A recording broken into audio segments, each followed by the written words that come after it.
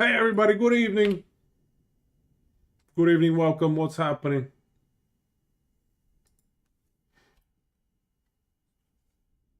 We're gonna make a pivot tonight.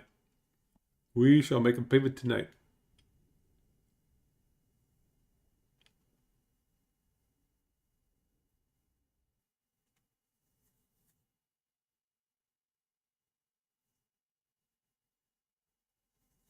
What's happening? Get a life. I know, right?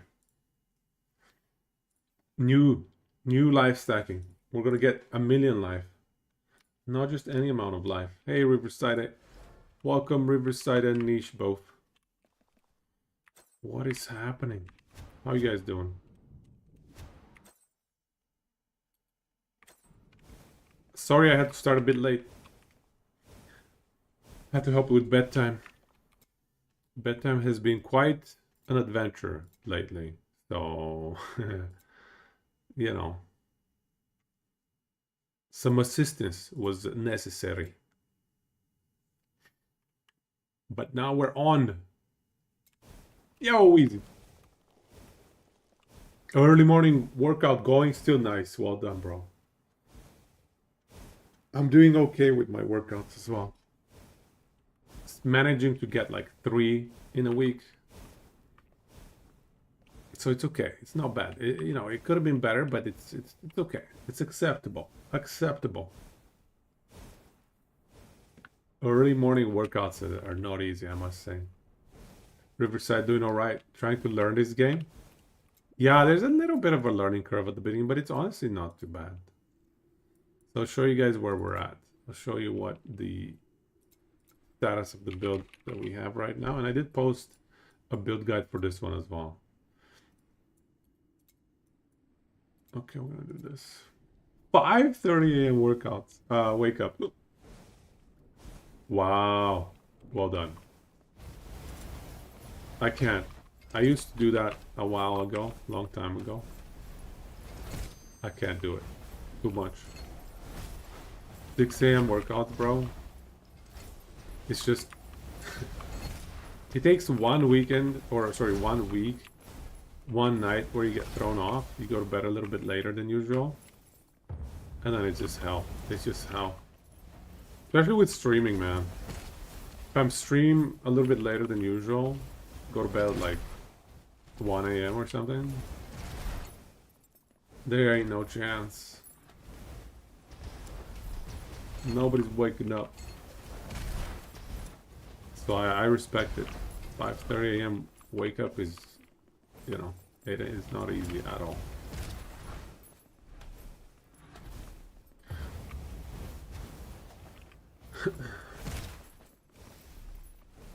But dude, nowadays even my shoulder is still bugging me. I had to go down to like 45-pound dumbbells. Even that can be a bit of a problem sometimes. So my left arm is just cruising, and my right arm is in hell. You just can't do it. Too much. I used to be able to do like 75, 85-pound dumbbells. But now 45 is pushing my shoulder. And the worst part is I don't even know what made it worse. Like, I've known that it's bad for a long time, but I'm not sure how I wrecked it extra.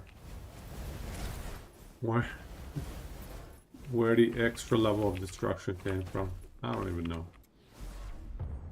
So that's another thing that's making it difficult to have consistent workouts. It's like, you go and you worry about injury all the time. It's rough. But making it work, that's the other thing, is like if you get in your head and you stop working out, that's even worse for your injured body parts. As long as you work out safely, you're fine. The thing is just making sure that you stay at a low enough weight that you're safe, and make sure your movements are low in control. So, Riverside, what build did you end up running at this point? Or Making your own build, I assume, or what are you up to?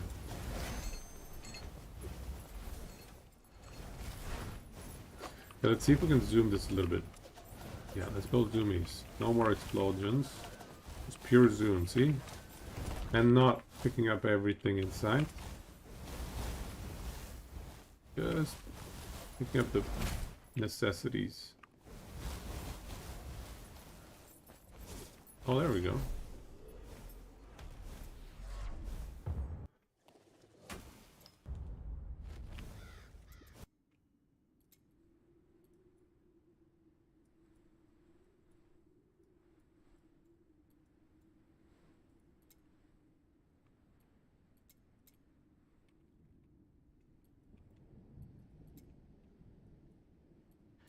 Elemental res.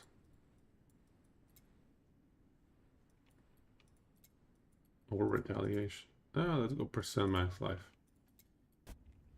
You've jumped between a few? We're using the Book Smash. It feels the best. Once you learn more, you might be able to make a build. The Book Smash, yeah, I'm surprised at how smooth it was, given that we just landed on that on our very first build. It was not something I looked up anywhere. It was just we were just going through random skills and thinking, okay, should we build something around this? Because really, you can build something around most skills in the game, right? So it's just about picking what seems fun for me. So that seemed fun. And most of the time, when you pick based on what seems fun, you frequently end up with lackluster damage. But this was not the case with the Book Smash.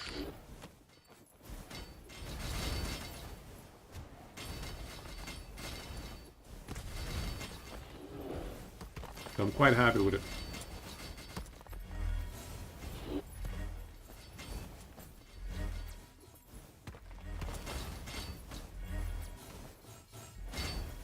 Trying to understand the campaign into mid-game transition. Quite honestly, I don't even know how that works. I leveled up through the campaign so long ago, I don't even remember. I even played through the campaign with my daughter at the time. I remember we were goofing around and I would try and get her to hold spin to win, you know, whirlwind. And that was my campaign build, something to do with whirlwind. So I was like, alright, just hold whirlwind. And then we got through the campaign using whirlwind. I would navigate, you know, I would WASD navigate. And she would just, you know, whirlwind when she needed to. Learning one click at a time, right?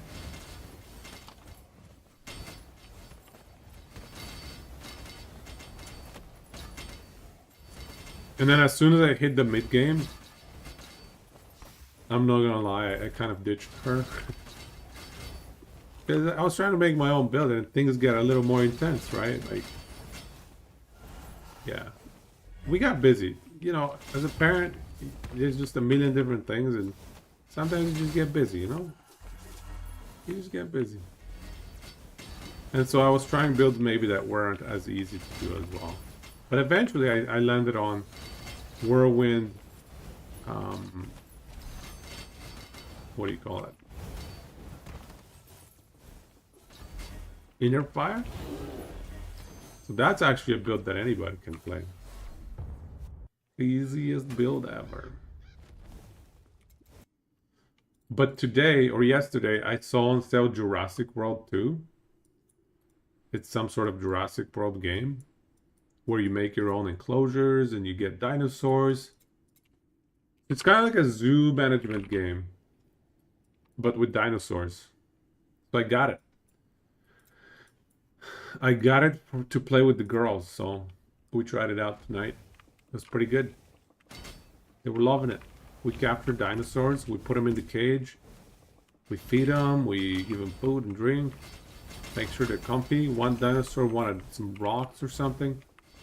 He wanted to have more rocks in its enclosure. So we gave it rocks in the enclosure. Dinosaur was happy. Pretty chill game, you know?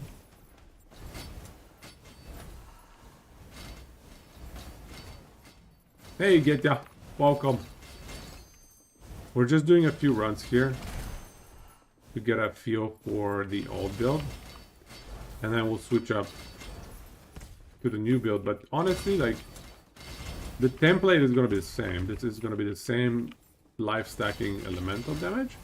We're just going to change the damage source. It's going to be a big change though. So I'll show you guys what I have in mind.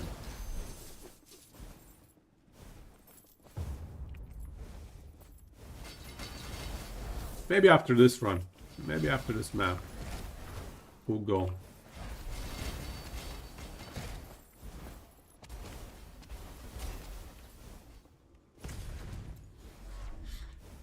What are you up to, Geta? I did post the build guide for this current build on YouTube, so that is now the exclamation mark build link. If you're curious, I know a lot of people were mentioning that last time.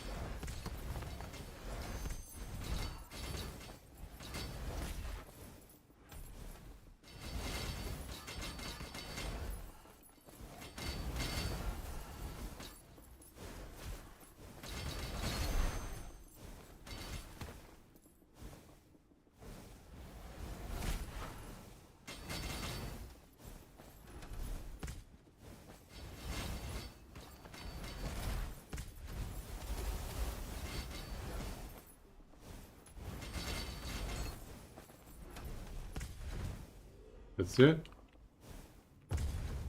Yeah. Chilling. Nice. Trying to farm all the Reapers is indeed annoying. But honestly, it's gonna happen automatically once you start running Netherworlds. It's not even that bad. Yeah, just wait until you get to the Netherworlds. As long as you have a decently reliable build, by the time you get there, you'll be fine.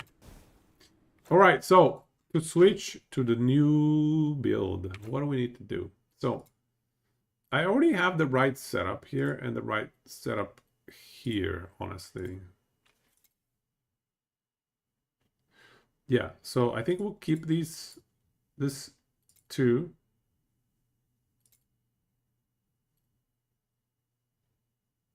Yeah, we'll keep all this stuff here. But we will change to Arcane Commander. And primarily for the extra clones. Increased area damage, that's solid as well.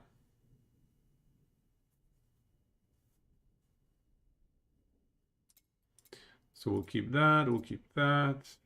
Max mana into armor. I don't care about that.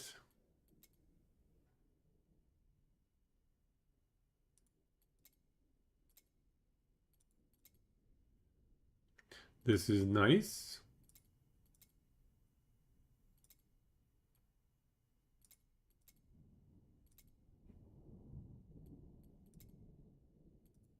Let's see what this does.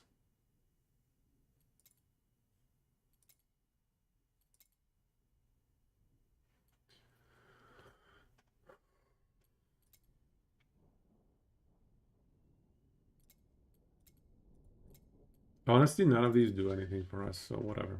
Fine. So now we can create 3 arcane clones that spam Orb of the Arcane Master. And we can get extra proj. Let's just start with extra proj for now. Then we'll see what we do. Here's the extra proj. What are we at now?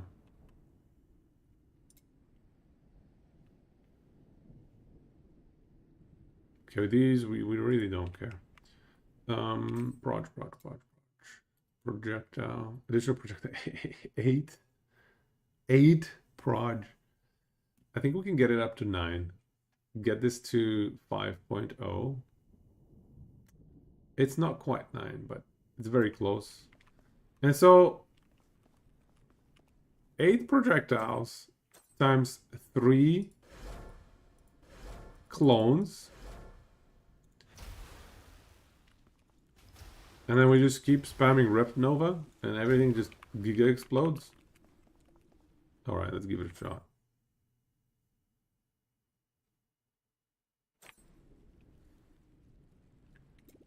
Finish the first part. Yeah, as long as you have like the overdrive damage Storm Reaper, you can just chill, man, and worry about, don't even worry about all the Storm Reapers. You'll find them eventually in Nether World. Not too bad. Okay, where's the 2x? Up here. Ancestor Strike damage? We will take it. So watch this.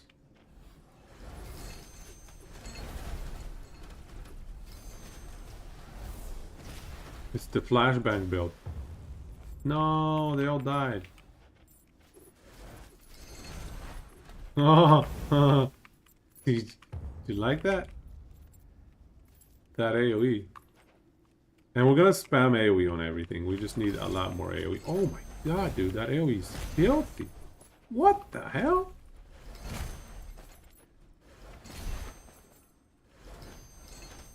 Oh, that is disgusting. Yeah, this is definitely the flashbang build. The other thing we need to spam is cooldown reduction and attack speed. Right now we have like negative attack speed. It's so pathetic.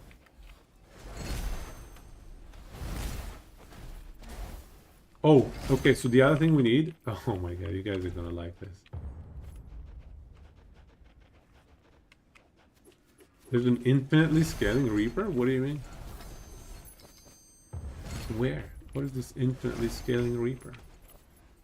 I'm not surprised though, the game has like a lot of crazy scaling. Oh, boom. Oh, this is so satisfying.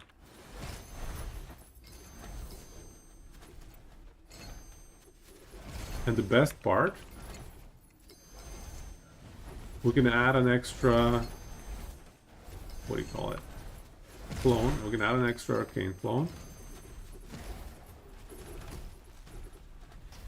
Well, and potentially you could even automate everything. We could make the Rift Nova be cloned as well. It's a lot worse DPS wise, but it's viable. You could do it.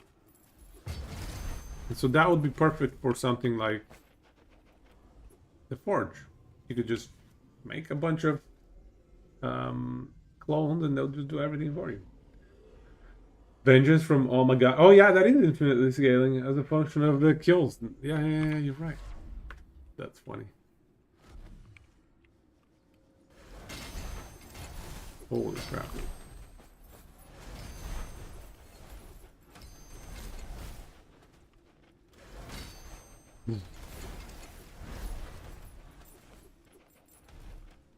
There's an oomph to these explosions. They're scary.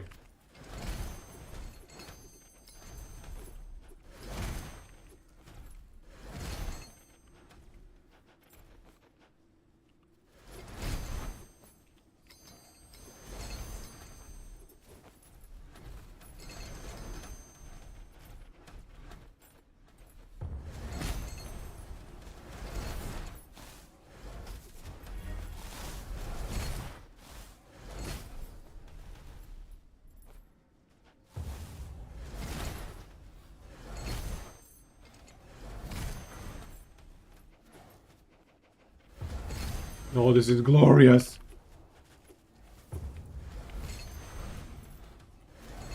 So many explosions.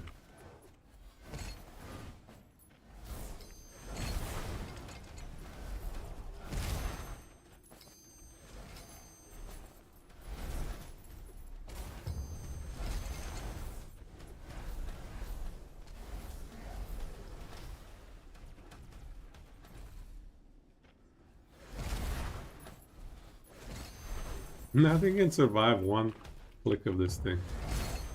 Nothing survives. And we haven't even scaled it that much. There's so much scaling to be done. Oh, this is so sweet. We've been trying to make the Meteor Reaper work. No good so far. The Meteor Reaper, eh? Is that like...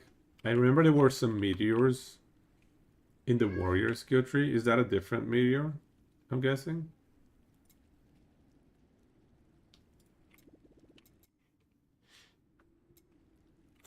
So what do we think so far of this setup?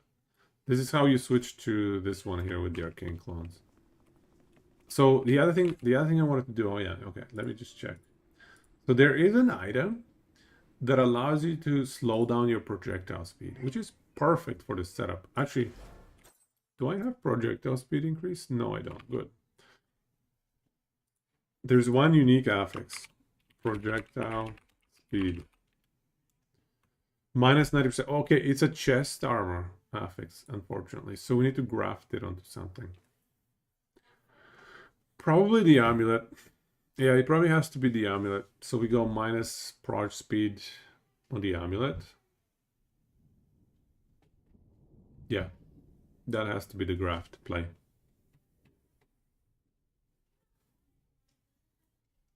Okay. I think that's the play. Proj speed. Legendary negative 90% proj speed affix. What is the positive side? But projectiles have increased ancestral strike chance. You know what? That is actually like solves all of our ancestral strike chance. Unfortunately, I'm quite committed on ancestral strike chance. I would love to be able to switch these two from ancestral strike chance to critical damage. These two would greatly benefit from that. So yeah, because I truly don't need any ancestral strike chance for this setup. I mean, a little bit could help, but definitely not 56. This can go, this 21 can go, so that's like 42 less. That would be much better. That could all be crit damage. Because indirect, this is indirect. One sec. Let me see what's going on with this screaming. I thought we were done with bedtime, but apparently we're not. Maybe it's okay. Oh, one sec.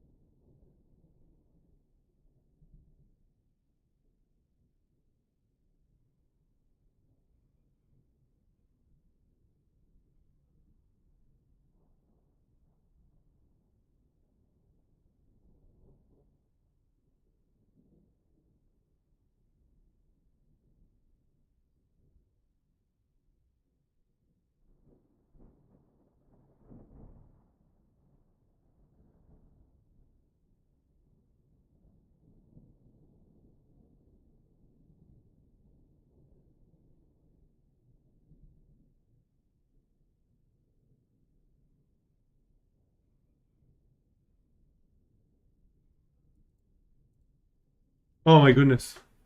Kids in their bedtime, man. They go through phases. The 3-year-old is right now on a warfare phase.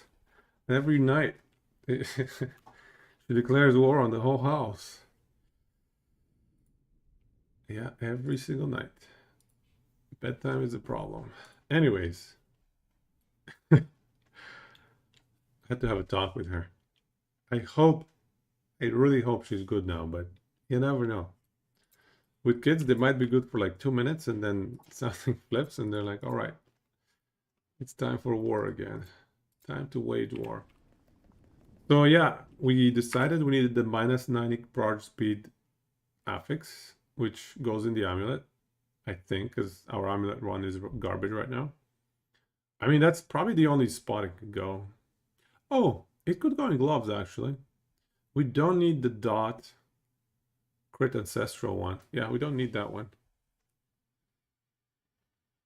It's a bummer though, because these gloves actually I do like the grafts. Max life, MS, max life. Those are good grafts. Is there like an area AoE something? Area increased effect, area increased size. Like I need 300% area increased size. That's what we need.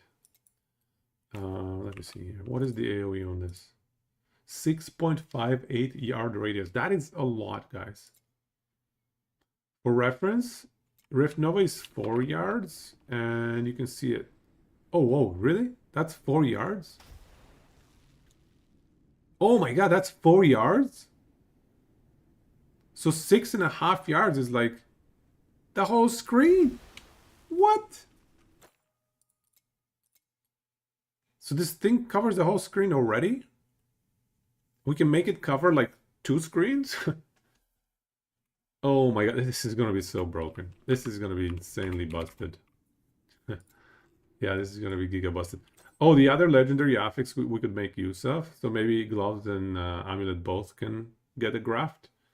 The other one would be +1 totem, you know, +1 arcane clone max. Because right now we have 3 arcane clone max. If we can get it up to 4, I think that would be ideal.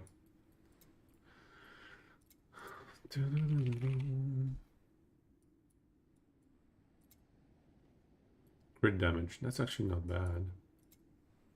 But I need % max life. Your 2-year-old, you just got her to bed? Her molars are coming in, so bedtime has been tough. I know exactly what you mean. Yeah. Those molars, man, they're way in the back of the mouth. Sometimes they can be hard to spot. But I guess you can communicate. At the age of 2, they can kind of at least tell you my mouth is hurting. It's not like when they're babies. I don't know if we had the molars coming out as an issue. I don't remember it at least. Or maybe they just didn't communicate it and it was, you know, it was in fact the reason they were flipping out. But right now, I don't even know, man. I don't even know what the reason is. She's just bored. She just doesn't feel like going to bed. She just decided that she gets to choose when bedtime is. What can you do about it? You just have to reinforce. Keep telling her what the strategy is until she gets it. Until she gets the strat. Strat is you're going to bed. Eventually it clicks. But yeah. Anyway. This AoE is absolutely amazing. I think if we can get it even higher and reduce the proj speed, we're gonna have all the proj overlapping. So we could get like hundreds of projectiles on top of each other. Which, wait a second, why would we even want that? Like, what's... That thing's gonna be alive. I suppose for Forge we can just AFK. Just let the clones do everything and AFK. Yeah, I think we could do that.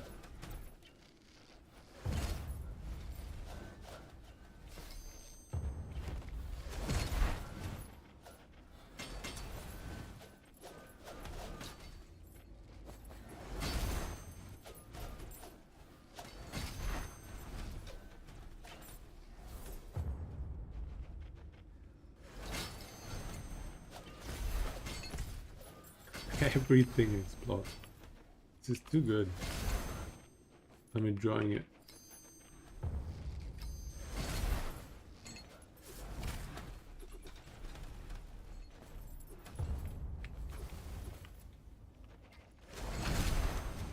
But yeah, sorry for the interruption. We had an unscheduled interruption to the stream.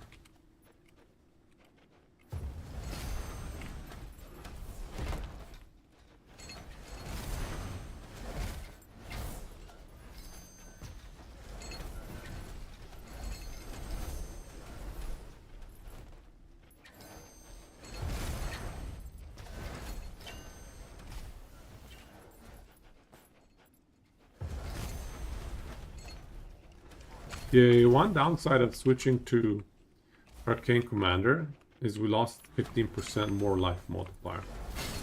That is not ideal. That's a lot of life lost. But getting triple clones, honestly, actually, triple clones, do we care about that much? Outside of the Forge, probably doesn't matter as much. In Forge, though, it's pretty high value. Okay, so we're gonna do bosses now. Let's see. Does any boss have any items that we need? It looks like I have every single unique.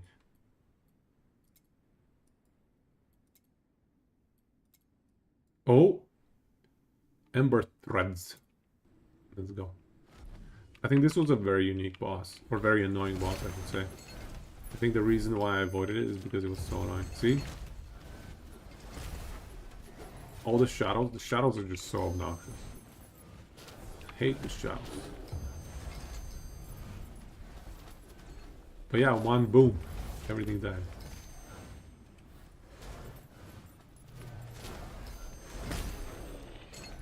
It's also a double boom. It's actually two booms.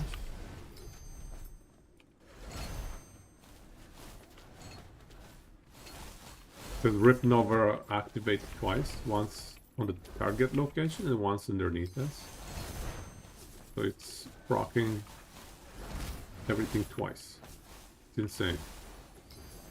Look at the screen clear.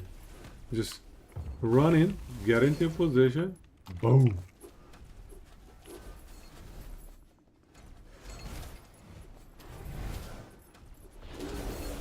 What?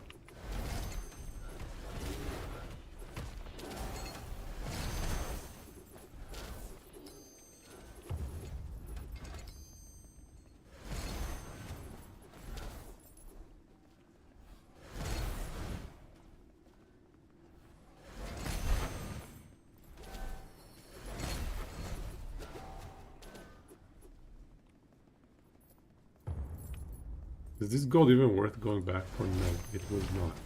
1,000 gold? Okay, yes.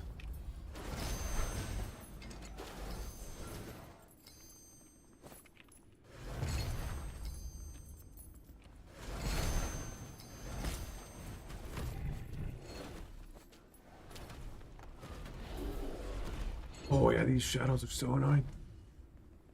Stick around forever.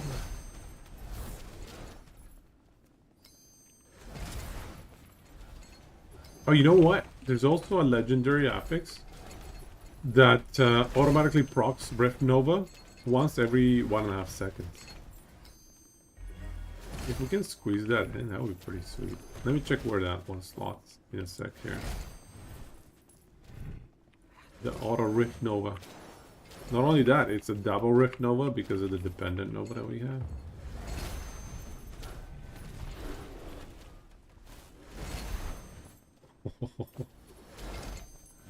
Boom. The explosion is so satisfying. everything, guys.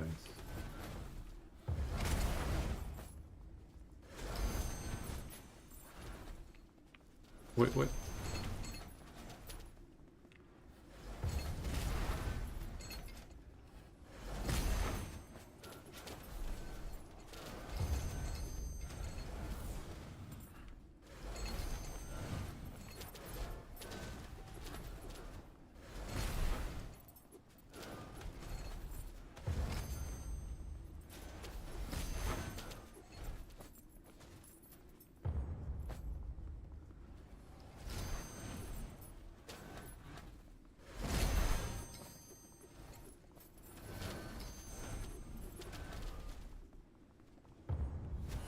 Okay, let's see how long the boss is gonna last. As soon as we make 3 of these. Oh my god. So much explosions. Explosions everywhere. Look at that chunking.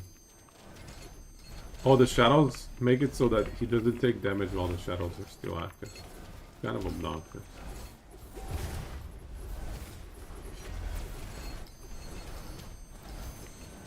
The DPS is like hundreds of millions. 100 million right now.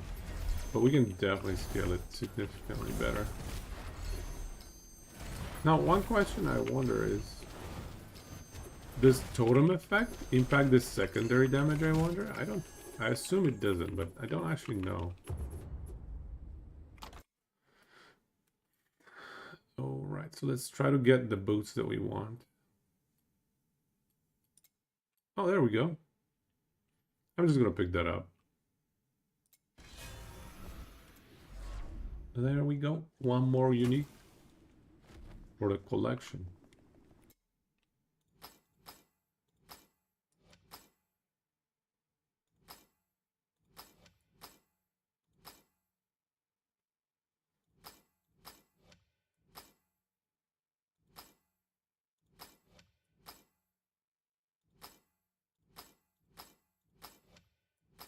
Okay. Project damage reduction.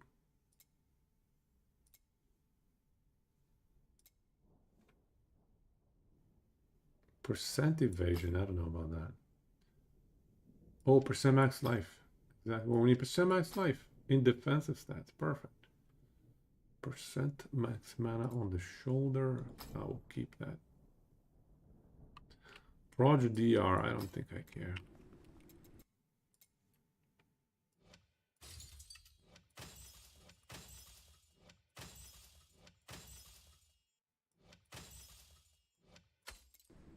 Okay. So yeah, the goal right now is we're trying to get helmet and amulet purple. And I think we should think about replacing something.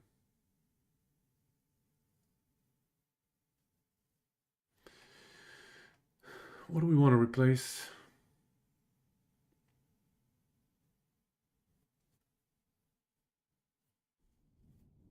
This is great. Oh, this chess piece is amazing, actually. Very nice. This belt. Yeah, we could do with a better belt. Yeah. Area increased size. Actually, wow. Yeah, area increased size is solid. We could change the defensive stat to percent life. Yeah. Yeah. That does it. We could do that right now. 1287, 1287.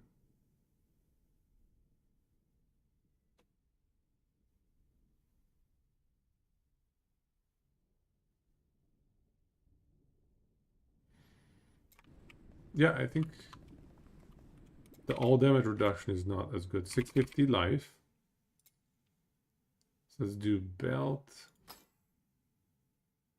Defensive stats. All damage reduction, 6%. Replaced with 28% max life. I think that's acceptable.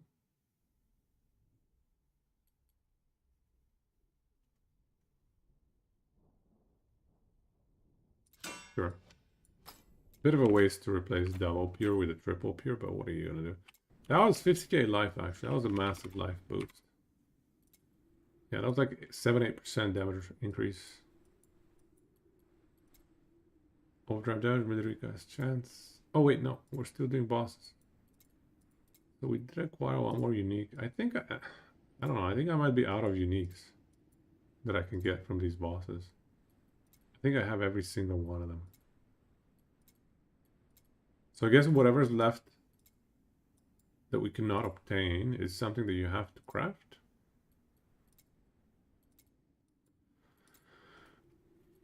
Something that you have to craft. Okay. Alright, not bad. Let's just hit the lightning one. I feel like the lightning one is pretty chill. It doesn't have any clones and any nonsense like that. Oh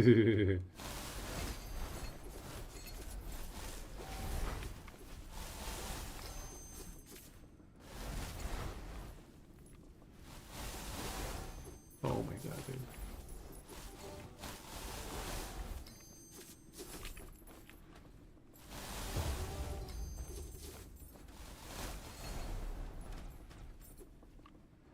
But yeah, if we get a lot of attack, get a lot of cooldown reduction, we can 10x this damage. Easily 10x the damage.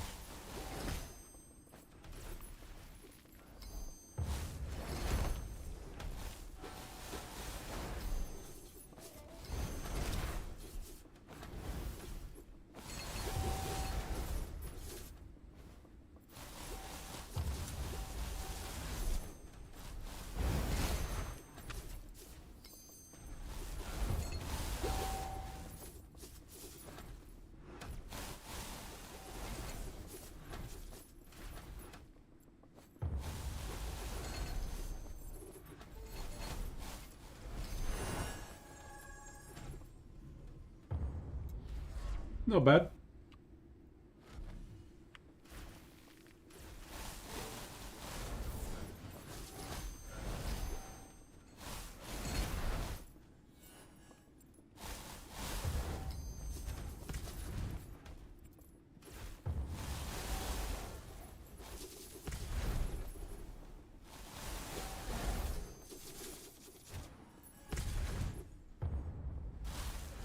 Even the projectile freeze is not bad. Freezing hostile projectile is kind of nice.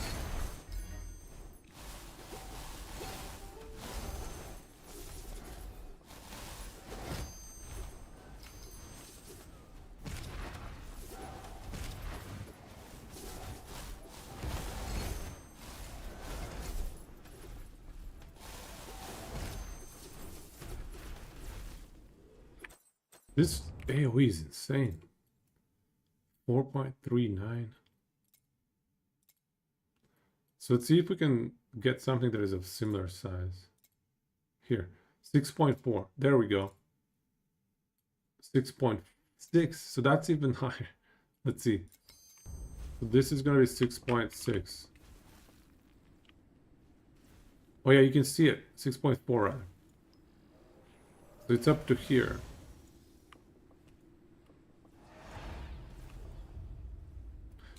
You see it?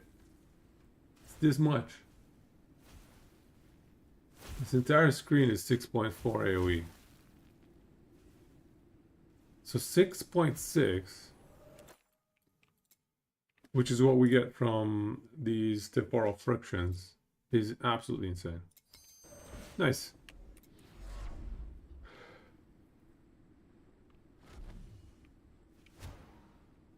Wait, what? Why am I not max life? There we go. Okay.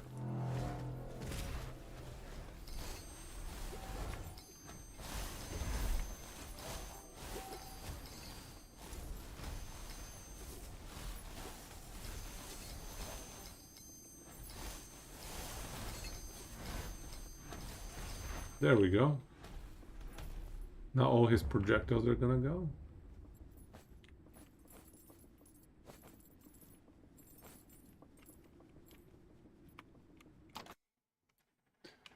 Still no purple.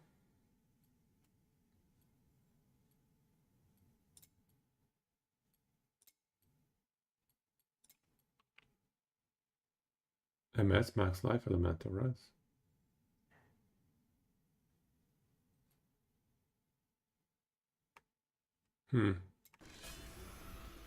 Wait, what? I guess we have to pick something.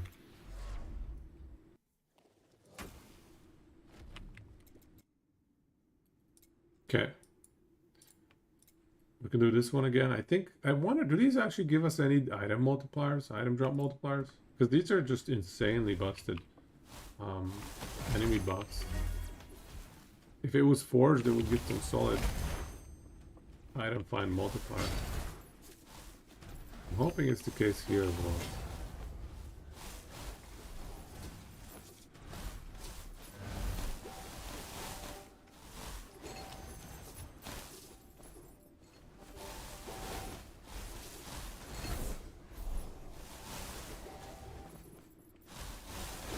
Boom, headshot. The whole room explodes.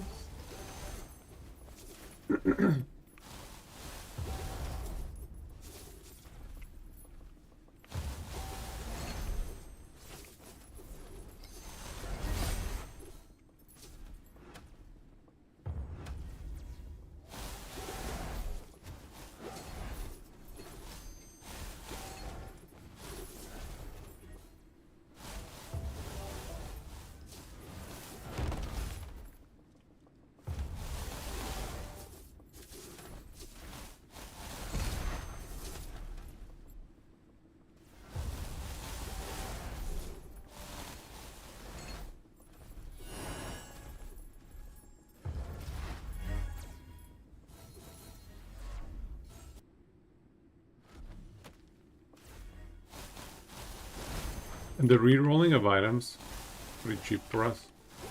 So we just have so much storm.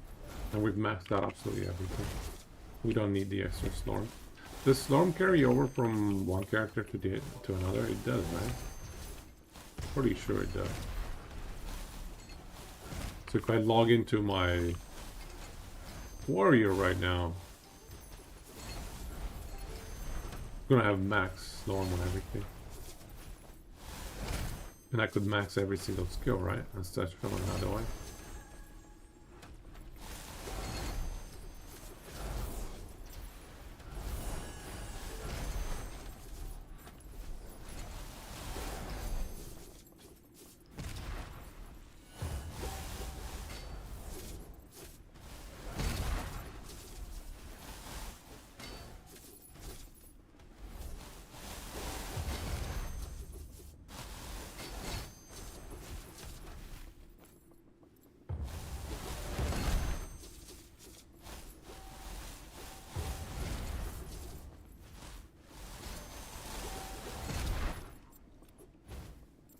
We're using buttons now. Only occasionally. Oh, it doesn't carry to other characters? Oh, that's a bummer. What do you guys think of the button using?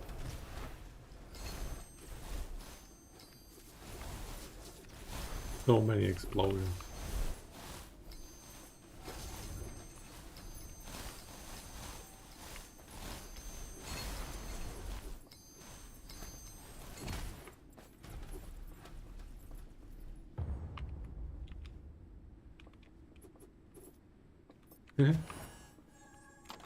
Purple? No, purple.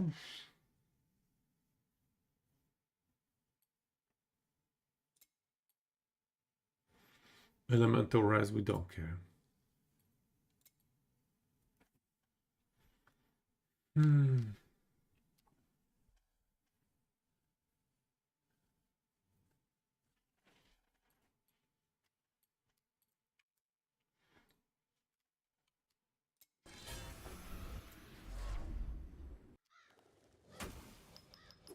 The heal resetting cooldown constantly is a bit much. Sorry, what do you mean by that? The rejuvenation? Which heal resetting cooldown? This heal? Or which he'll reset in cooldown.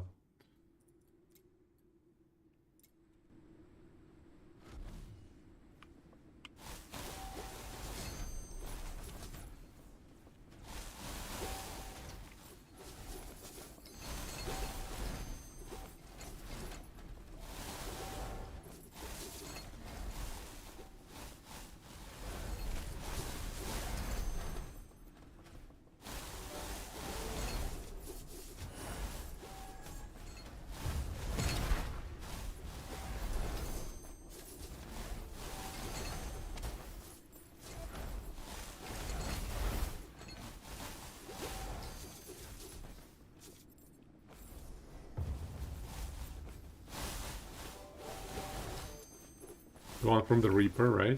This rejuvenation.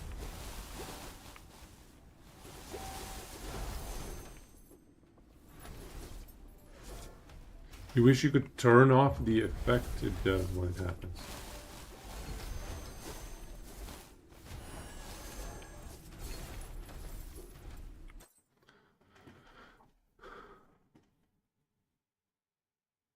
Oh, whenever you do damage to an enemy with your... I'm gonna be honest with you. I may not have read everything here. Whenever you deal damage to an enemy with your primary, or I probably read it, but I forgot. With your primary or secondary skill, you have a 10% chance to reset the cooldown time of your ancestor skill granted by this Lord Reaper. Whenever you restore life to an enemy affected by necrotic curse, it spreads blah blah blah. Right for sword but direct healing. Rejuvenation and radiant healing increased by 450. Whenever you restore your own life with a skill or a triggered effect, you now restore that much life to enemies affected by necrotic curse. Wow.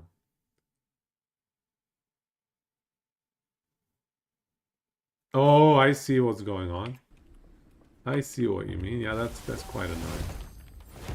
All the ancestral strikes are just flashbanging you. The ultimate flashbang on yourself.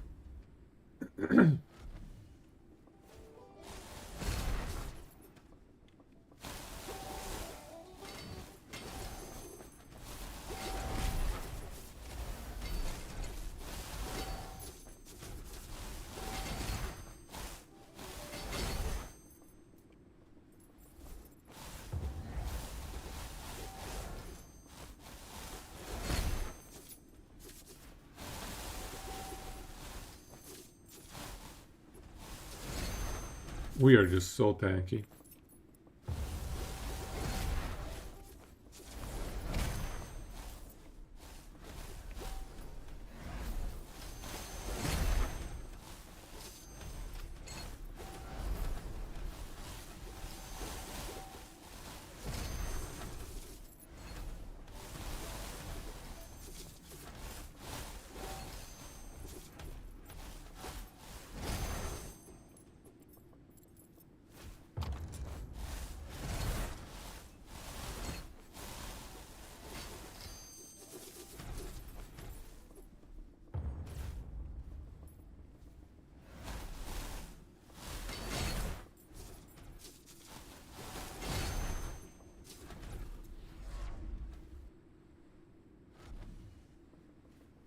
Yeah, it would be nice if you could turn off some of the effects. Because even this build right now, some of the flashbangs are just too much.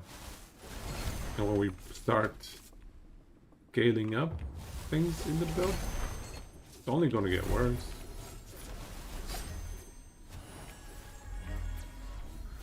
Challenge the Warlord.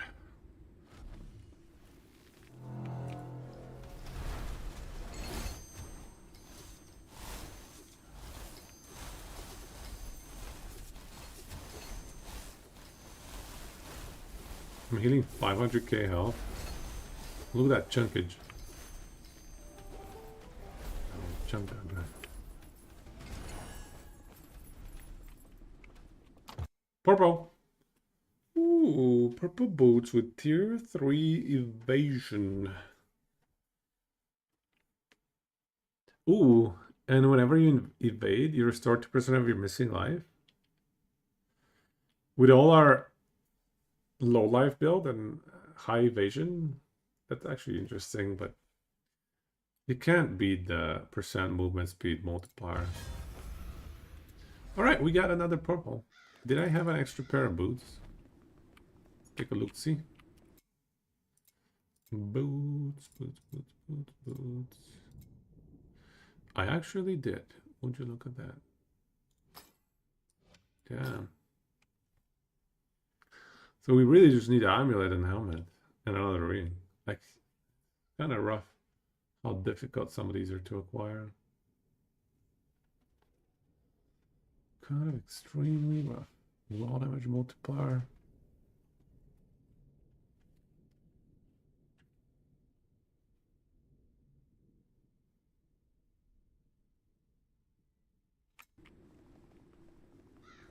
Alright, let's keep moving.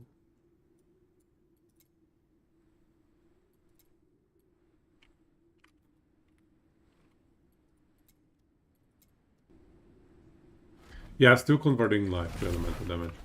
I think this is an insane combo and just an insane template for any elemental damage build you want to run. So, I wanted to showcase that with one extra life to elemental damage conversion build. And then we'll chill out a bit.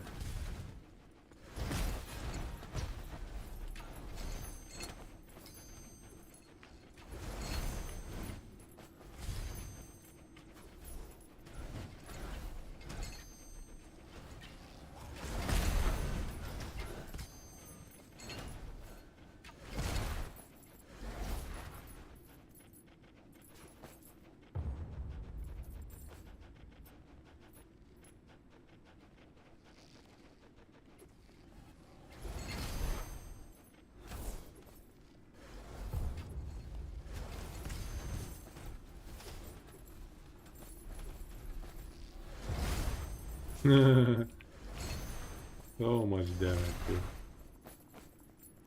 Yeah, this build is going to be very satisfying to optimize.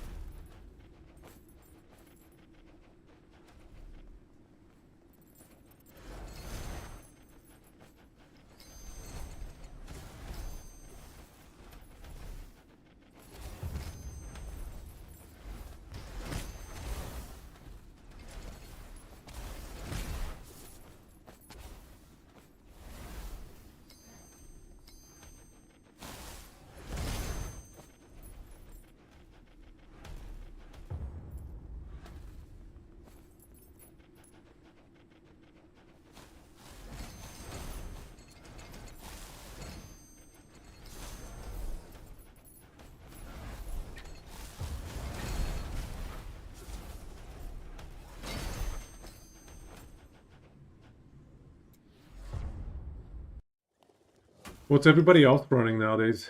Look at this average DPS, 160 million average DPS. And there's a lot of fine-tuning still left. Yeah, we could easily 10x this. Highest damage dealt, 16 million. It is ancestral damage. 2x. Critical strike chance. We'll do that. Although we probably don't need any more critical strike chance. I already have so much.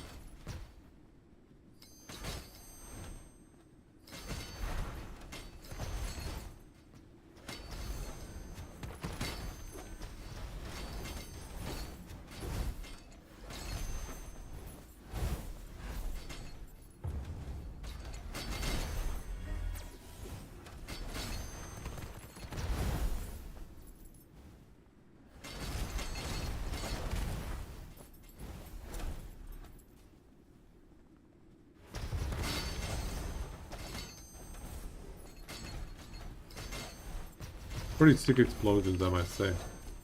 What other ways we could min-max this? I think getting a lot more area increased effects. Or maybe not a lot more, but a little bit more at least. Definitely area increase size. Viewer slot everywhere, I think is ideal. Because this scales incredibly well with size. Because you can actually proc more of the orbs.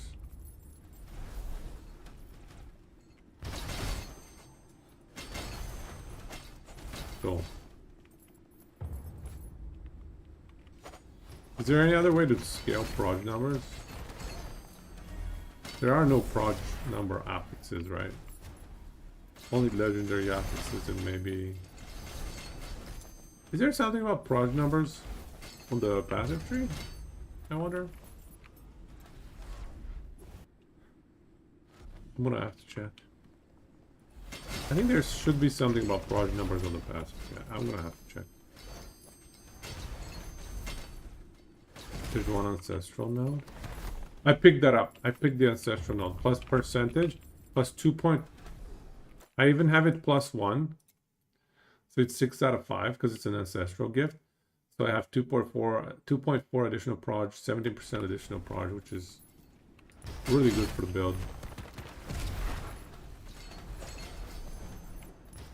Yusaku, you're playing arcane missiles with lots of proj, fork, everything. All the proj things. Proj, fork, pierce, rebound. Switch to Huntress with arrow shot. I heard, was it arrow shot that people were saying it's crazy OP, or is it strong? Arrow shot.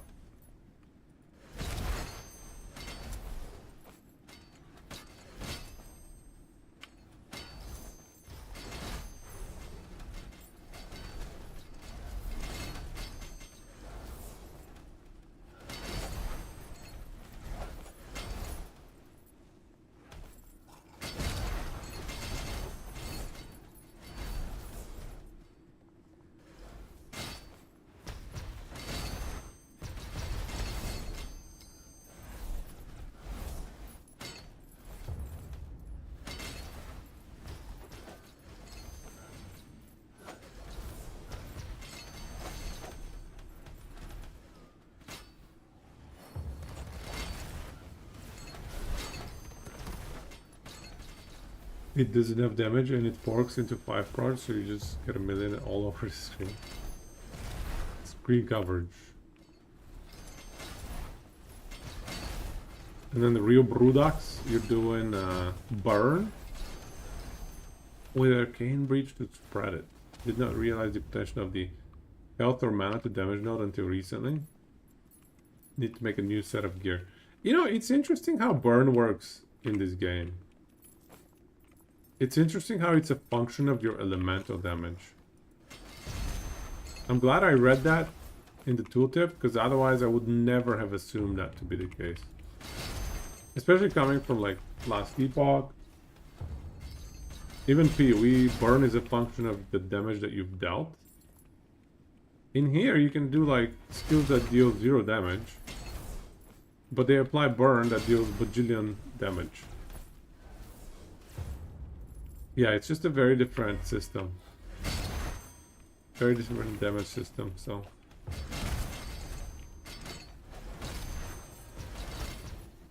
Requires a tiny bit of reading.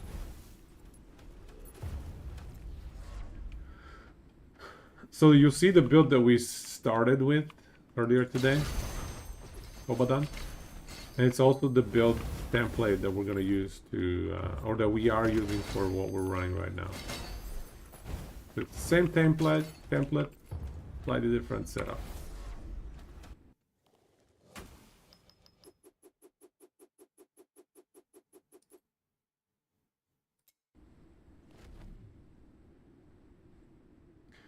It doesn't have damage and it forks it to 5 proj. Sorry, it has almost 100% base raw damage, so it's pretty OP.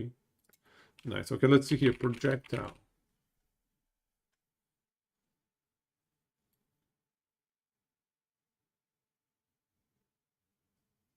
Projectile speed. We actually do not want projectile speed.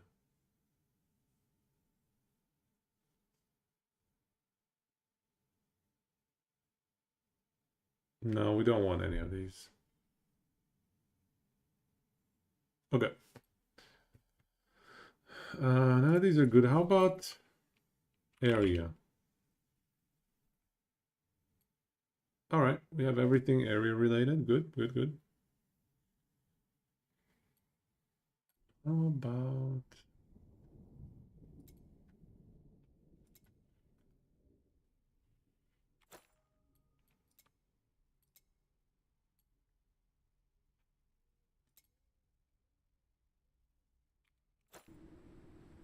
Let me just read some of these.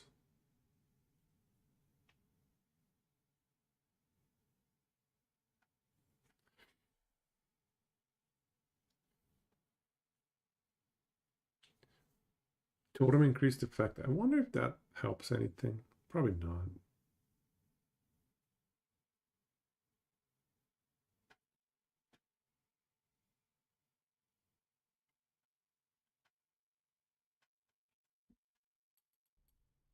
All right, I think...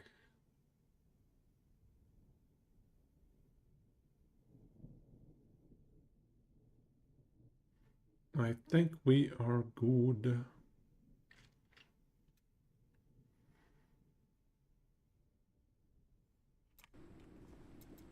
Hey, good evening. Any other tricks you're using on the new one? Interesting skill interactions. So this temporal friction scales with the number of projectiles from the orb. It scales with the number of procs you can get on Rift Nova. And so the larger the AoE you have for both of these, the scaling becomes pretty silly. So we're going to scale a bunch more AoE.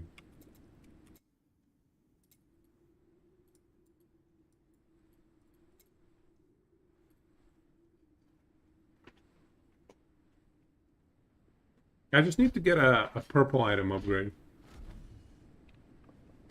We're just looking for a purple item upgrade. Like an amulet. Or a helmet. Helmet would be super nice, actually. Because with helmet, everything would go into affixes, because we don't need the legendary affix. Like the legendary affix is always going to be percent mana, 30% life multiplier. Always.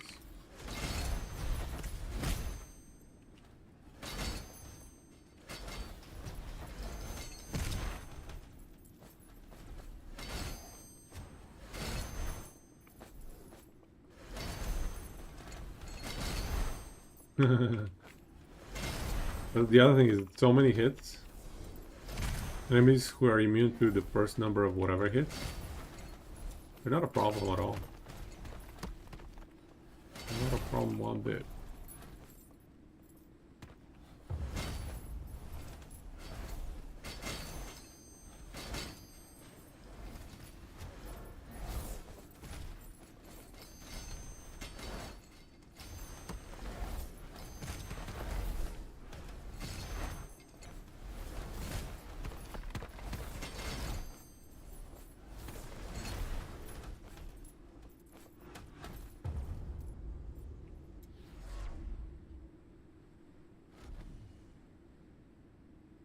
Let's check one more time. What do we have for proj here?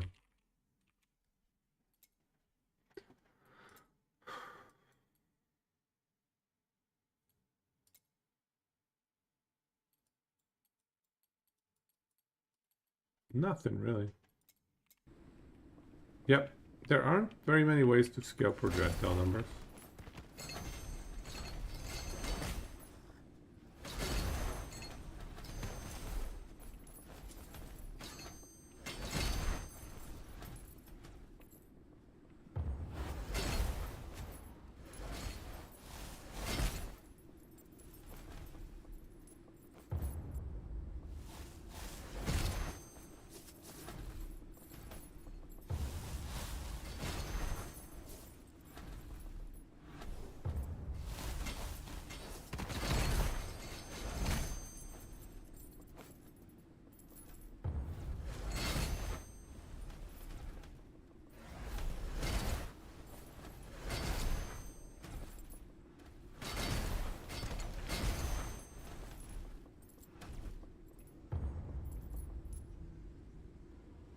So many portals.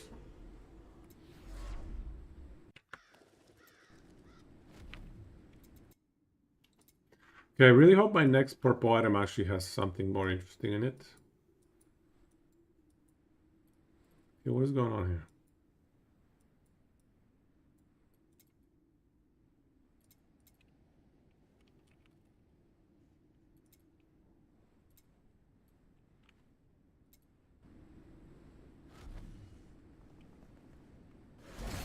Uh-oh.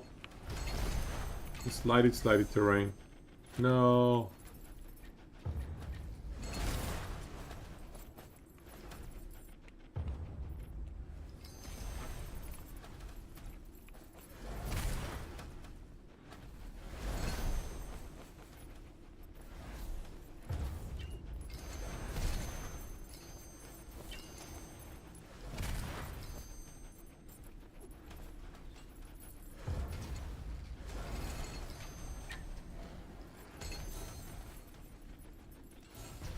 Yeah, this area is kind of annoying. Wish we avoided it.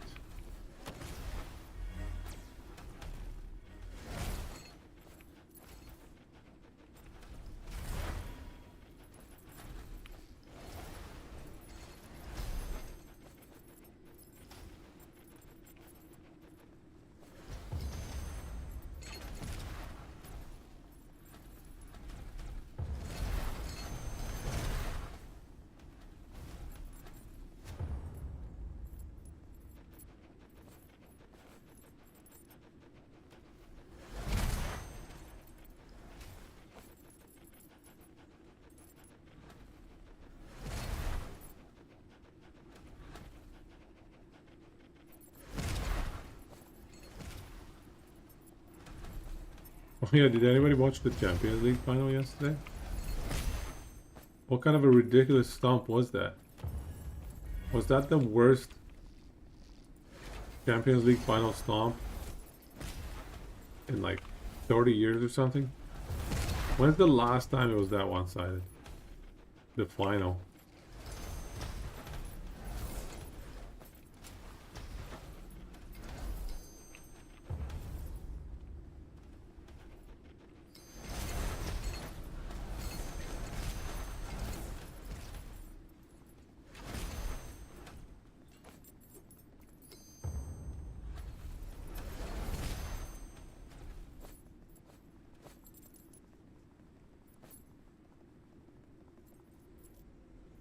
And poor Mbappe. Poor guy leaves the team after like a decade of trying to get Champions League champions. And then as soon as he leaves the team wins the league. Oh no. That was that must have been a difficult moment.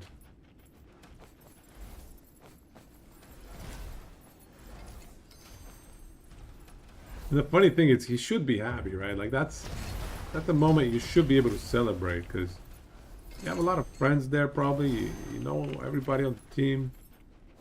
I'm sure some of them are not on the best terms, but most of them they're probably buddies. You should be able to be happy, but I'm sure it's not easy.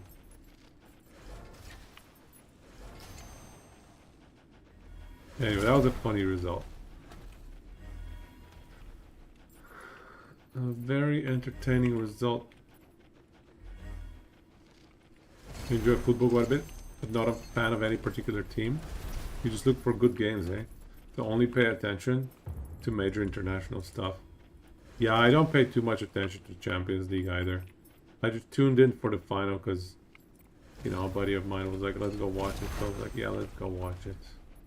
Let's do it.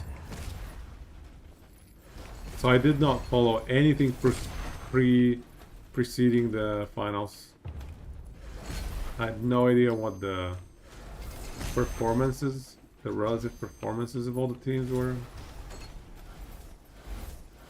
You've been watching all the gyro? What is the gyro? What do you mean by that?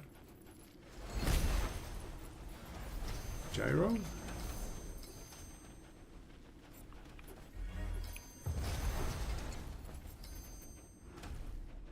I missed the portal. Giro d'Italia? Tour of Italy. Oh, I see. How long does that take, that tour? Don't they ride for like multiple days in a row?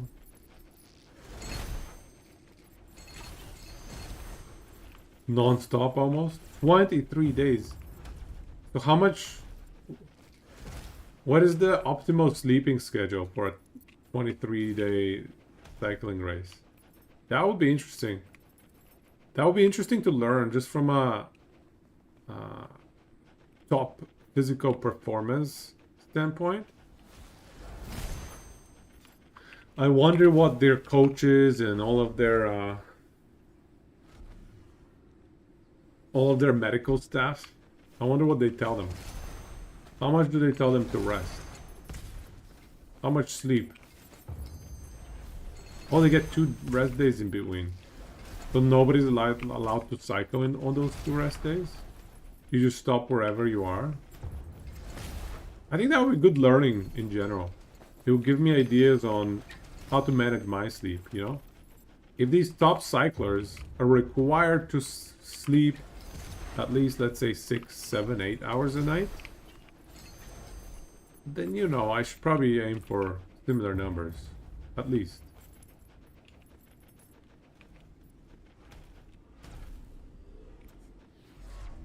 Ton of documentaries.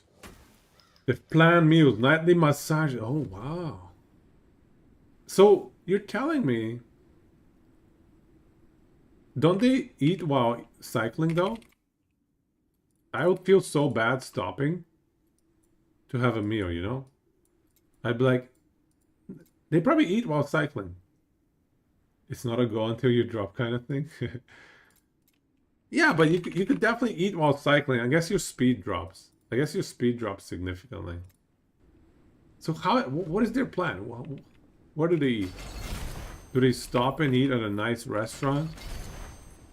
Or do they just stop on the side of the road and just chow down on a bunch of high value, low chewing stuff? So like paste maybe? Do they just give him a bunch of paste? Getting down the chute?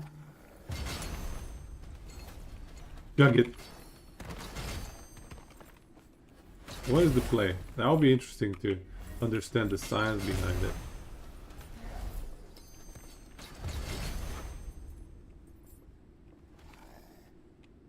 Oh, on the major tours, each day is like a race on its own, with its own prices, etc. And then the times are added together, or points. Oh, I see. I see. I see.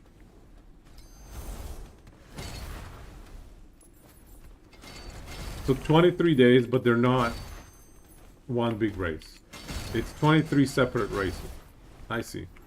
That makes more sense.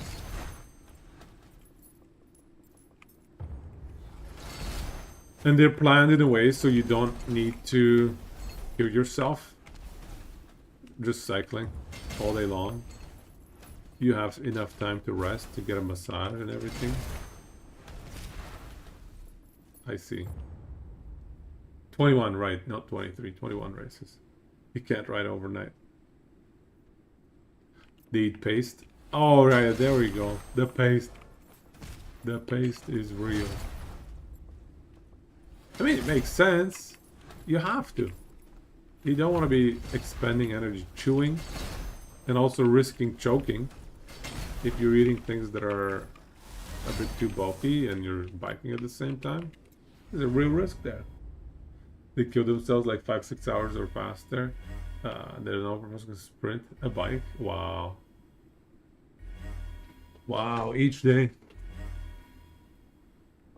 So what are the numbers on weight before the race starting? So on day 1, do they measure their weight and then measure it again on day 23? How many kilos do people lose?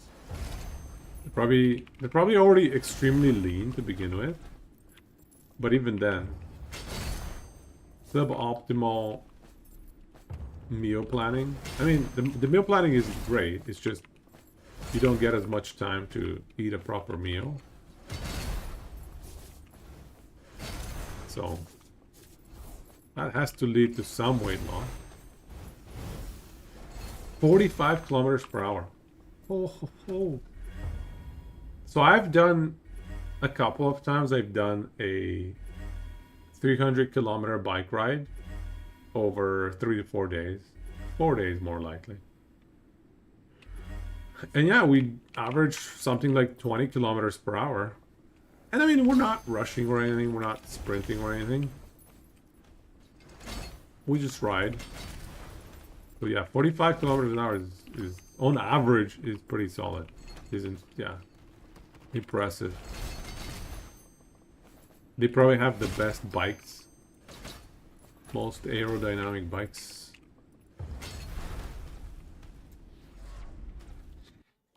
That includes the mountains. Yeah. Don't remind me. The mountains were rough. On the 320-kilometer ride that I went to. The mountains were not incredibly pleasant.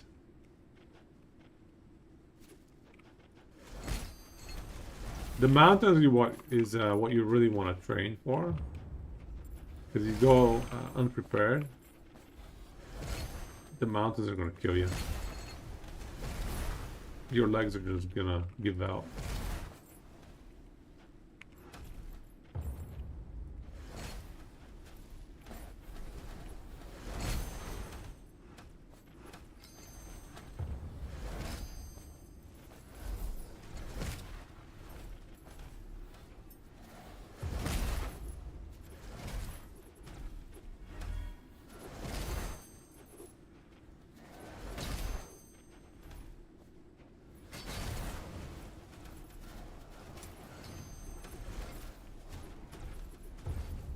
And biking through Italy too, hey?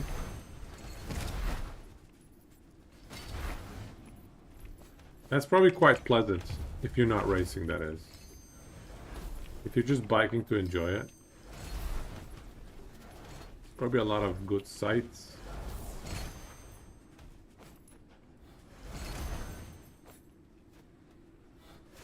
Many ways to enjoy nature.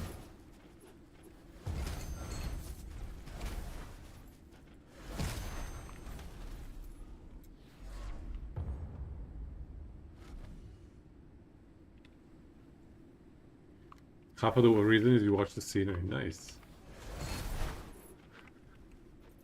So do they bike through northern Italy then? That's probably it, hey?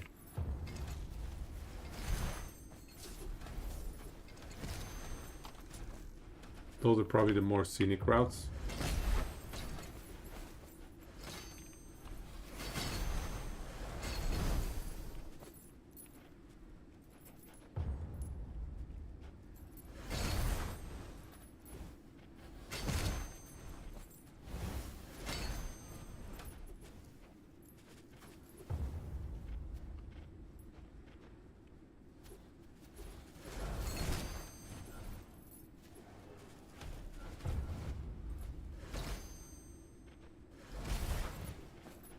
They do a bunch of northern. Ended in Rome last year, started in a neighboring country. Which is up a little every year. That sounds awesome. I should do a bike tour through Europe one day. That'll be fun.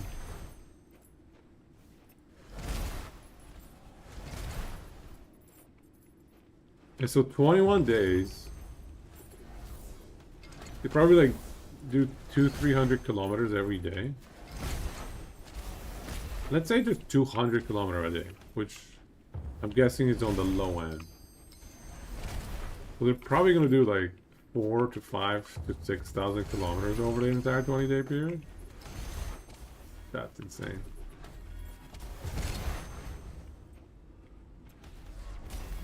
$200 is high / average. Okay, so 21 days. So it's 4,000 kilometers. 4,000 kilometers over 21 days. Oh my god. Some short days are 150. Just 150. Okay, oh, that's insane. Like I said, when I did, 300 kilometers over 3 to 4 days, we were doing like the worst days would be 100 kilometers. Those would be the longest days, and we would have mountains in the inside that 100 kilometer range as well. And so mountains plus 100k, you're dead at the end of that day. I can't even imagine doing 200 plus mountains. Granted, they're in better shape and have better bikes, but still, it's hard to imagine. I could do it one time, but 21 days in a row, that's the other part. It's not a sprint, it's not a one-time thing.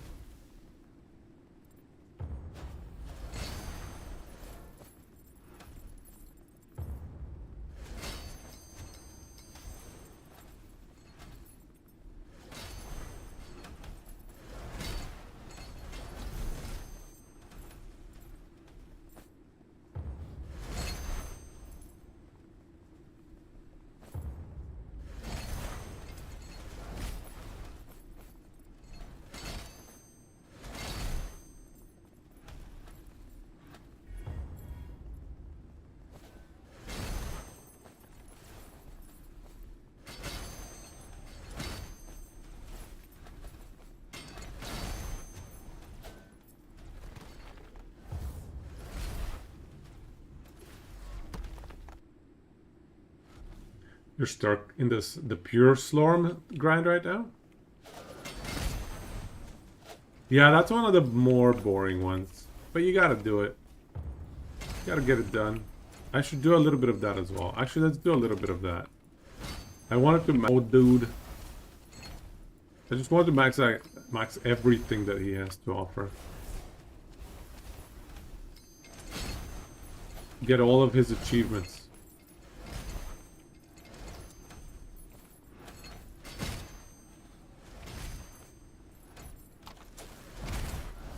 Boom.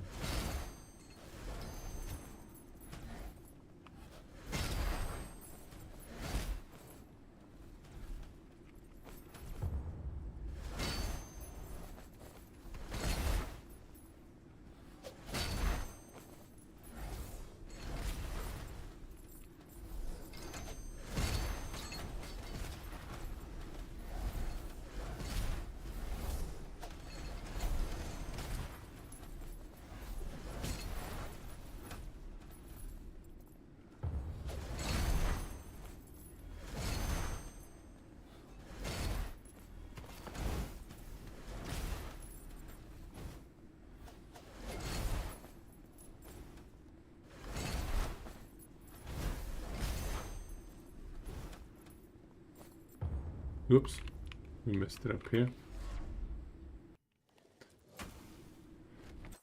Let's clean our inventory real quick.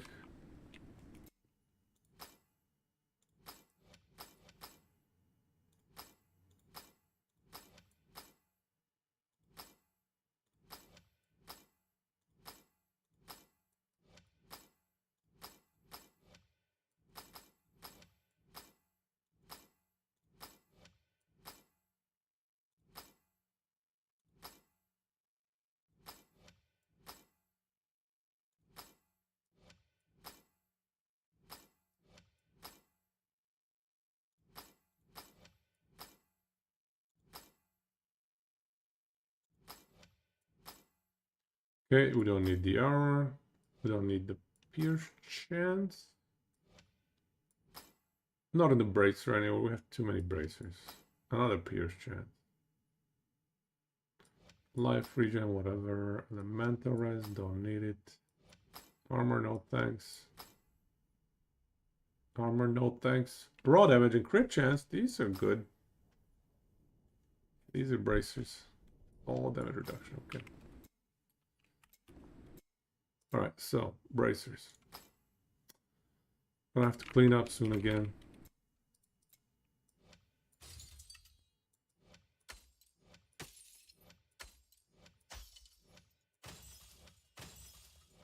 My greatest fear is that I accidentally drag a purple item. One of my purple items that I'm wearing. Drag it in here. Oh my god. I feel like it's plausible to happen. Okay. So we're gonna pop the Storm Reaper that gives us... Where is it? This one. Extra pure Slorm. Okay, let's do some Storm Temple. I guess we need to max out all of our ultimatums. Oh wow, everything exploded.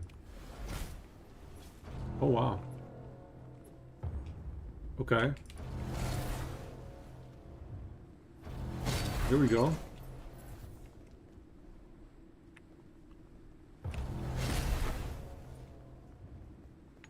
Yo, Perry. Thank you for the raid, man. What's happening?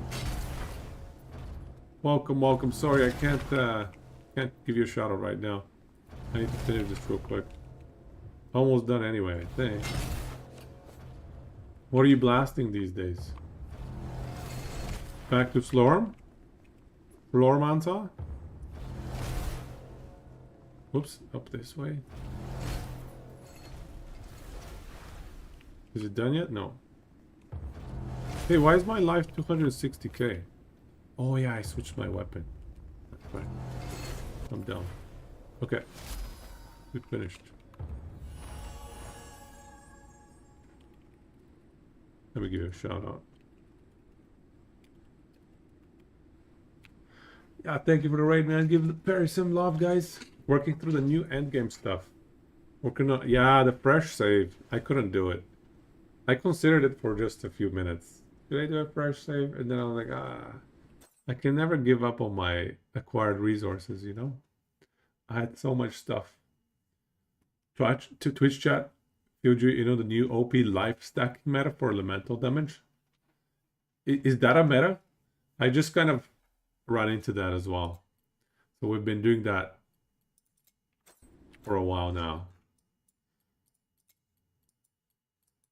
See, we're doing the same thing.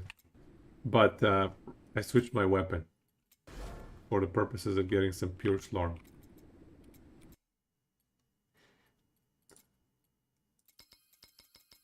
Okay, let's see. How many can we get? Okay, it doesn't go up very much. Okay, nice. Almost maxed. Let's keep going. Didn't know about meta because you don't tune into Slorm streams or YouTube videos. Same here, man. I've stopped watching Twitch and YouTube for most things, even for last epoch. I've just kind of tuned out of most things.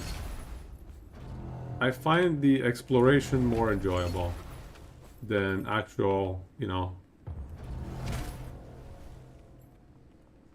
min-max thanks to other people's findings. I just want to explore, you know? Exploration number one. So, but it's kind of hard when you're playing on Twitch. Literally, exactly what you're describing. Twitch chat just gives you everything. All the spoilers are there. Especially on like a popular game, whether it's Last Epoch or PoE, possible to stream for like 2 hours without hearing about all the new stuff that has come out. But yeah, Slorm with the free respecs, absolutely amazing. Yeah, see, you know it, you know it. You can't go 5 minutes without hearing about it. Twitch chat says it, it must be true. And the thing is, most of the time it is true. Yeah, it's hard. In the age of the interwebs, information travels too quickly. It's just too easy. But yeah, that's what I'm trying to do lately, is just complete detox from all information.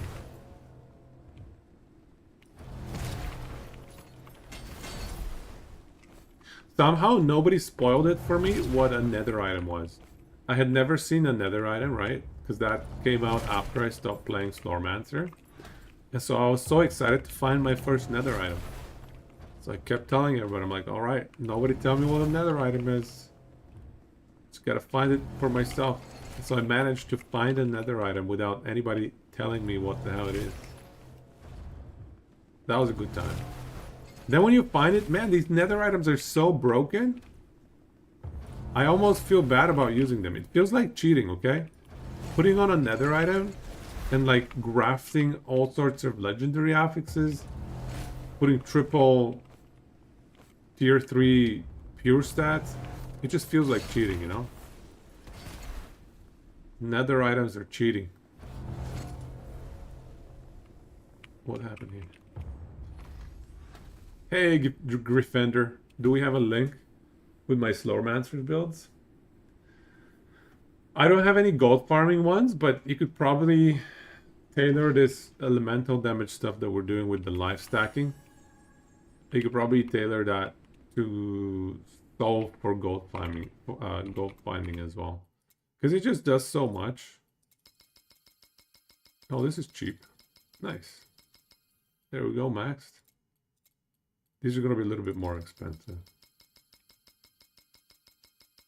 But not bad, not bad, not bad. Okay. Keep going. We're going to max this guy out. Oh, wait. There's also the ultimatums.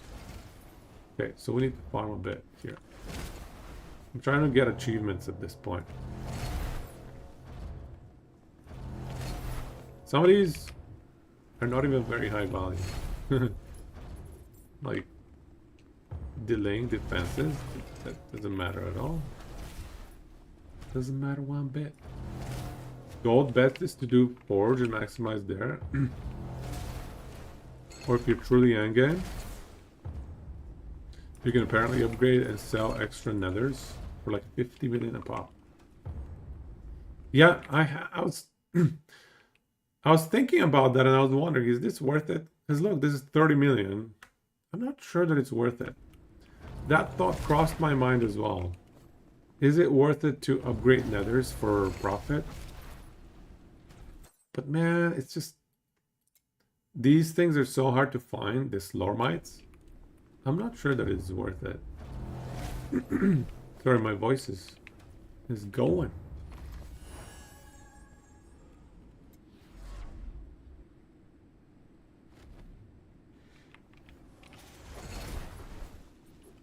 I'm still looking for my Giga Forge gold run. We should be able to do like close to 1 million gold. Sorry, close to 100 million gold in one Forge run. I think it's theoretically possible. If you get lucky enough. You just gotta get lucky enough. Gotta get the right bonuses. And then you gotta get the right conversions from Reapers. Reaper spirits, or what is it called? Whatever spirits. Into gold. Yeah, you just gotta hit the jackpot one time. Because 100 million gold, like, you're not gonna need more gold for a very long time. Wait, what? What just happened? Did I not heal myself or something? Okay, let's go back. Luckily, we have a lot of Elder Slurm. You got 1.2 million gold converted. Oh, nice. 1.2 million. How? How do you get that much converted? Because isn't that an instant conversion as a function of your Slurm at that point in time? And you can never get... Oh, wait. We need to activate auras. And you can never get your Slurm to be that high. Are there some sort of multipliers that I'm not counting? Multipliers that I'm not taking into consideration? Oh, level 15 Rift Nova, let's go.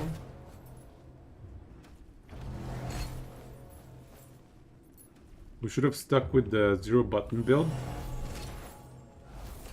in order to max out all of our skills. Oh no, what is this? Oh, we don't have heals. I forgot we don't have heals. We're not running the heal Stat.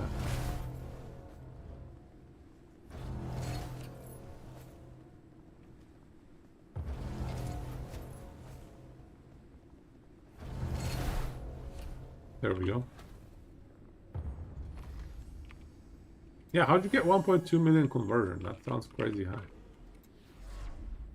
Floor 350, let's go. But yeah, by the way, if you just go exclamation mark build, you will see my most recent build guide. I just dropped it, I think, today. Wait, why am I talking to this guy?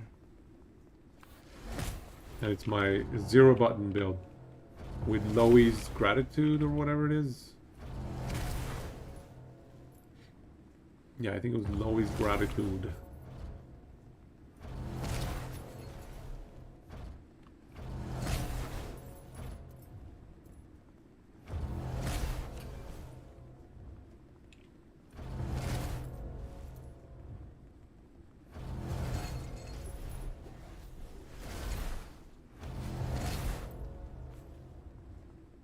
I'm faster than gold coming to me.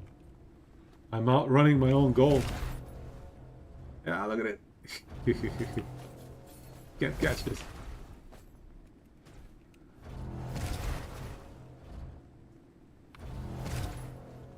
Oops. There we go. Let's get to 350 and then we'll see. We'll dump a bunch of upgrades in there. And maybe we'll try to do a forge run. Maybe we'll do a forge run with trying to get the gold. I would like one more purple item before that though. Yeah, let's just finish the purple item first. Yeah, we'll do some pure storm running. Then we'll get a purple item. If it is an upgrade, we'll slam it right away. We'll craft it up. If it is not, that's fine. Either way, we'll go back to Forge and test out how the build does in the Forge. And I'll show you what I'm thinking for a Forge setup. I have a slightly different Forge setup idea. I mean, it's just an extra clone usage, you know? Whoa, whoa, whoa, whoa, stop it. What is going on? What was with those musical chairs? Is that the defenses or whatever activating? Think you converted something into Slumber like floor 50 and they converted Slumber to gold at floor 90?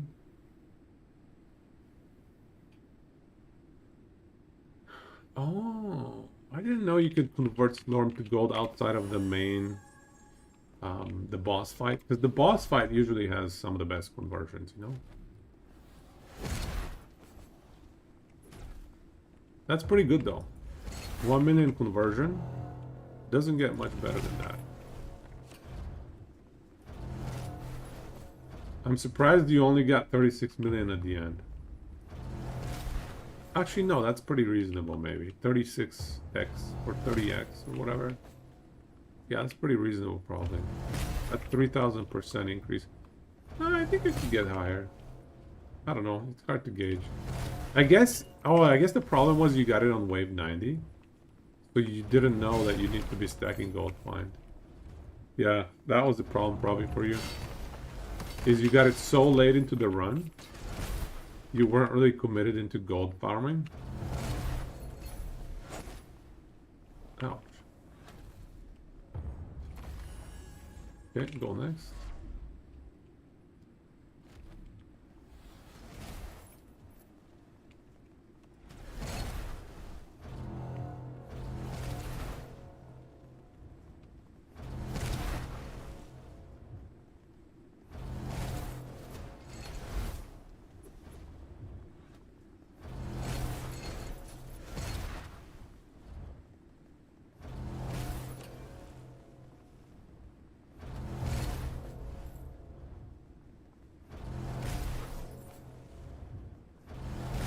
More Slorm.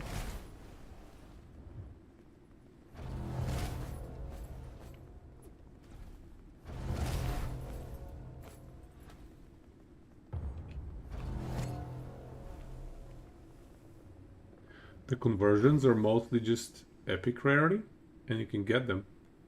I don't think you can get the Reaper's spirits into gold conversion outside of the boss fight. I'm pretty sure you cannot. I've never seen it outside of the boss fight. Most often they come from Siege Breaker, Siege Leader. Do you know if you can get that one as well? Alright, let's see. Let's max this out. Let's max this out. Okay, that one's done. I don't think we'll be able to do this one. Yeah, I don't think we can do this one. We need to farm a little bit more to get this one done. Oh my god, it keeps going up. Stop, stop, stop, stop, stop. 66 only? Okay, we need like 10 levels. Get it done.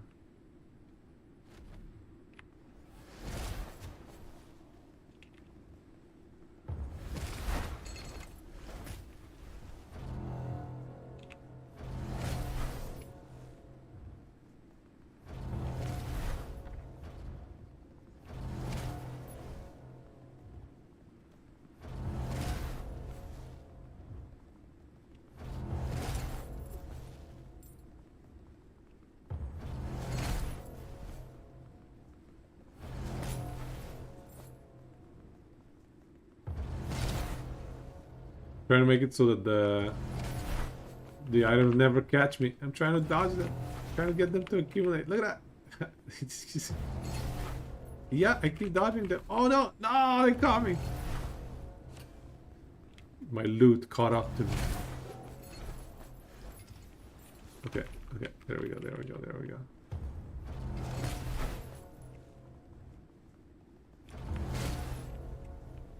Okay, that's it.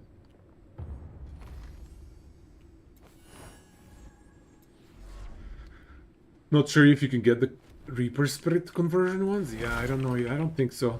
Pretty sure that one is only at the Siege Breaker or Siege Leader or whatever. Siege Breaker. Which game is that from? I'm pretty sure there was a Siege Breaker in Diablo 3. Which other game is there any other game with a Siege Breaker? Where am I getting Siege Breaker from?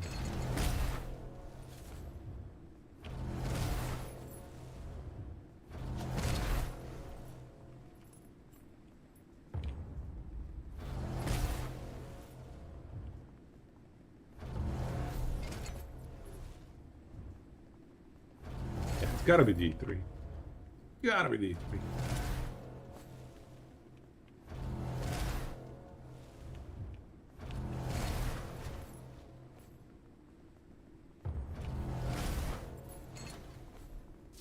Whoa, whoa, whoa, whoa, whoa, whoa. That almost one-shot me. Okay, let's keep going. Let's get up to wave or floor 360.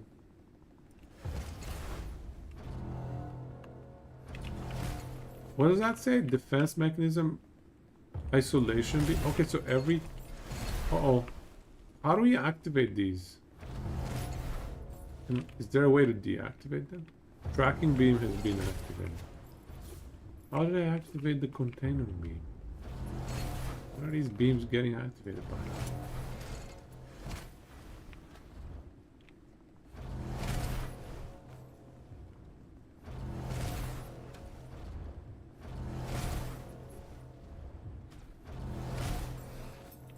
Oh, those lasers hurt.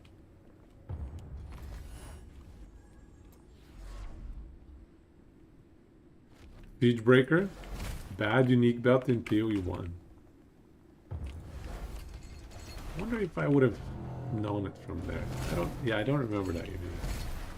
I did not play enough PoE 1. It's way overdone, these notifications. It's just describing the little traps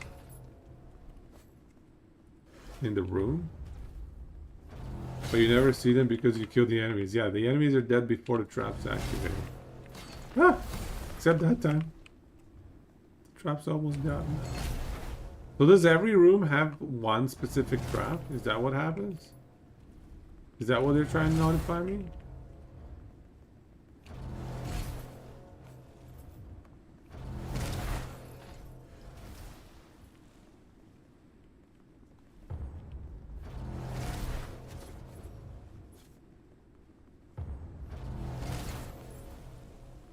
I see. Every room has a trap.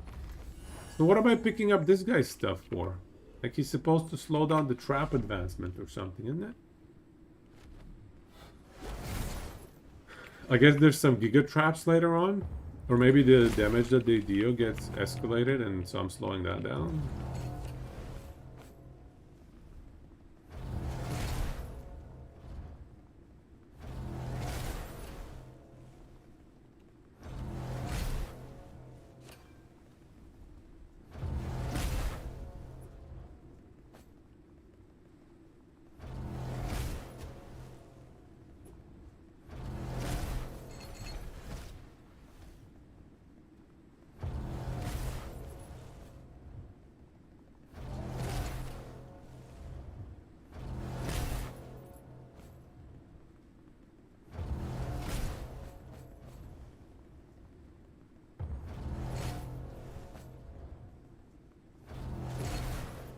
Thing I leveled up. Oh wait, if the timer in the top right. Whoa. If the timer in the top right ticks down, Temple Keeper also starts dropping rocks in addition to traps. Thing you leveled up gives you more time before it happens. Oh, okay. Yeah, so it's an escalation of the traps. But we never have to worry about that. We're never gonna run out of time. Look at us, we're zooming. We are zooming.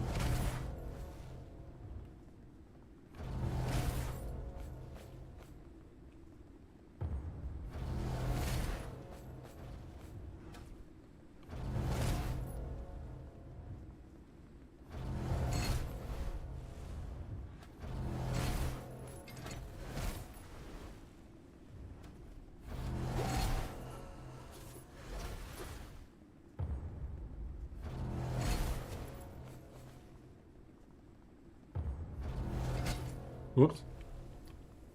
It boots me off the center when I get this one. Okay.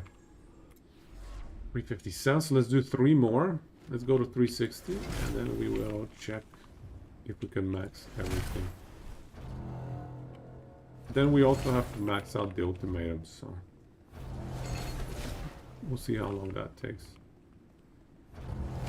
If it's too annoying, we're not going to do it.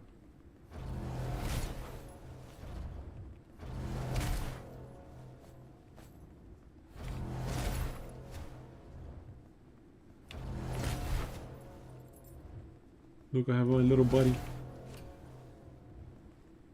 My little tempo dude.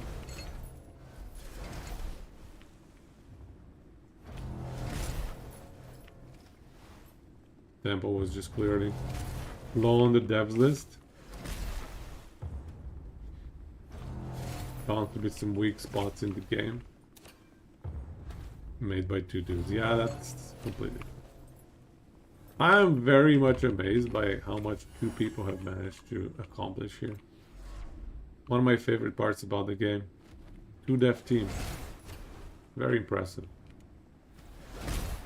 Hats off. And also hilarious that at no point did they add anybody else. Just sticking to the plan. Oops. Oh, I almost died. Oh, I did die. Some damage over time. Oh no, that was the stagger. The stagger got me. Stagger got me.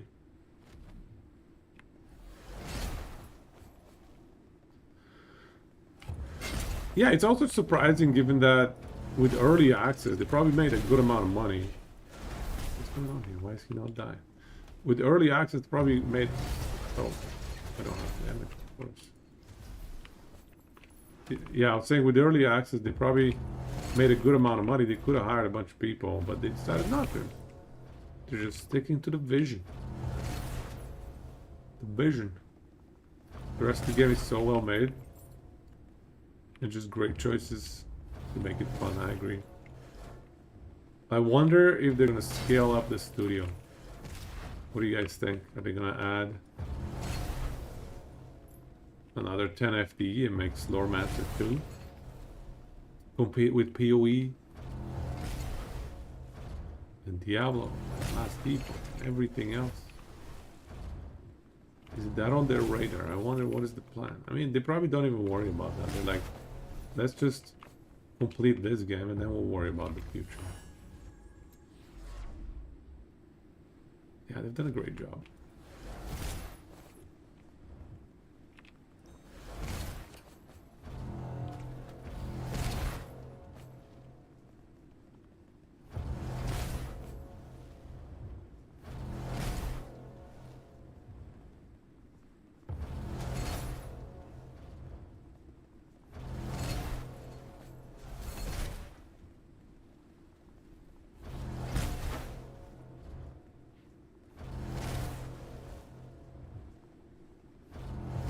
I did not play Expedition 33.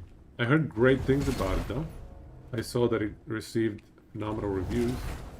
Thank you for the sub, by the way. Hope the same things for these guys. Don't expand, don't get bigger. Don't make a sequel. How big is the 33 team? That one is like 20 people, right? Expedition 33. I think it's around 20 people team. So it's not massive, but it's not like AAA sized. But it's not tiny either. It's a good sized team. But yeah. Way outperforming their size. What they've accomplished with that size of a team is impressive.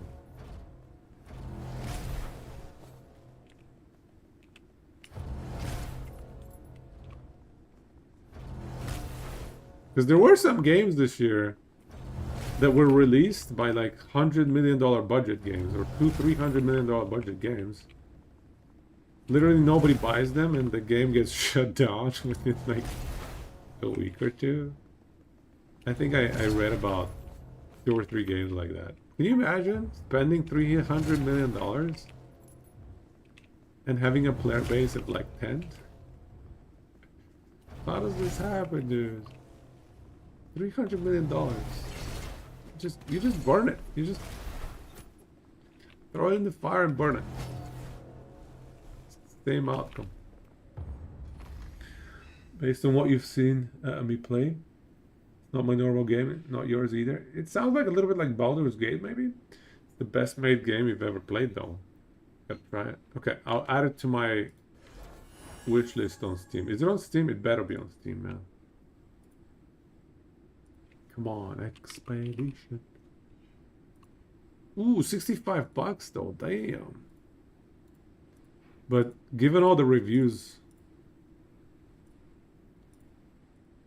yeah, the graphics look cool, man. The game looks cool. Add it to the wish list. We'll wait for it. We'll camp it. We'll spawn camp it, wait for it to hit, I don't know, some percentage off.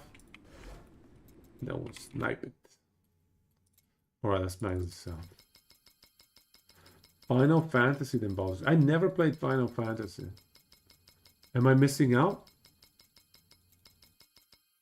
Boom, done. Everything is maxed out. Where's my achievement? There we go. Perfection achieved. I like the sound of that. Perfection achieved. There it is. Purchase every upgrade from Olorin. Now these rocks are really shiny. Let's get this one next. Max level on all of these things. Villagers. Okay, let's do this. Bro, we're not done here yet. Oh, no. I want this one. Just, yeah, give me upgrades. Oh, okay, so like 2.5k is enough to upgrade. Alright, not bad, not bad. So I need like another 10 levels maybe.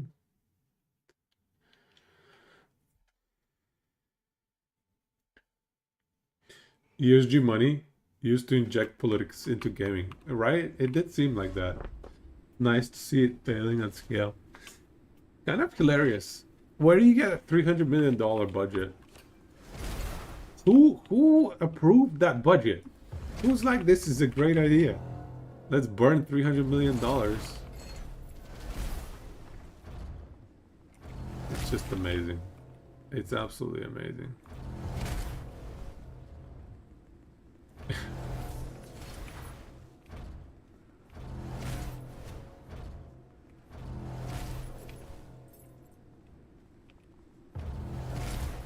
Obviously, some really smart people out there.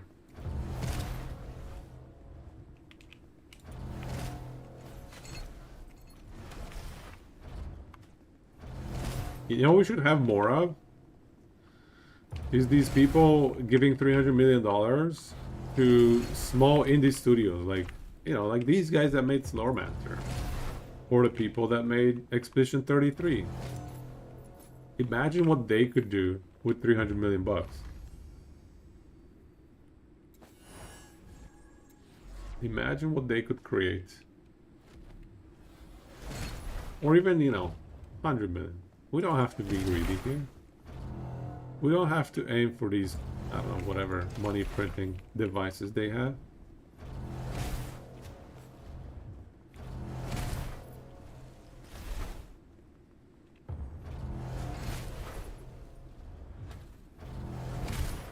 Good times. So what is the budget on this game? 2 people for 6-7 years? Call it $1 million, right? I think that's a reasonable estimate.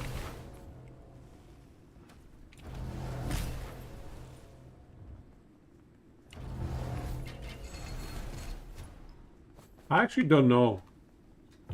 Is this like a part-time gig, this game? Or are they full-time working on it? Don't give these guys 100 million. Give 10 more studios 10 million. Yeah. I'm on board with that. I like it. I like that too. I like it. Yeah, that's probably a better idea. Just, yeah, don't give 300 million on the studio that's gonna make a game that lasts 1 week. And it's pretty much a really bad carbon copy of a bunch of other games. Absolute lack of creativity. Just like, okay, what's fun right now? What's everybody else playing? Let's just try and make that with some silly spin on it.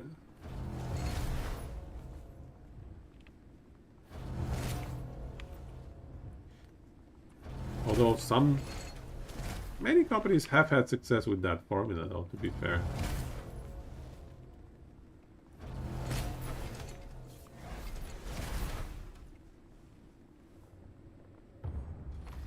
It was part-time, they had other jobs. That is impressive. That is ridiculous. So I'm gonna take that budget of $1 million and I'm gonna bring it down to $500,000. Yeah, $500,000 budget for this game.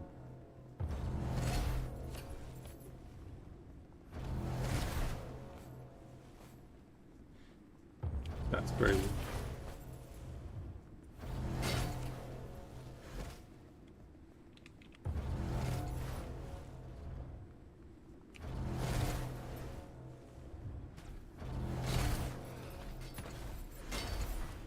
Ouch. The laser got me.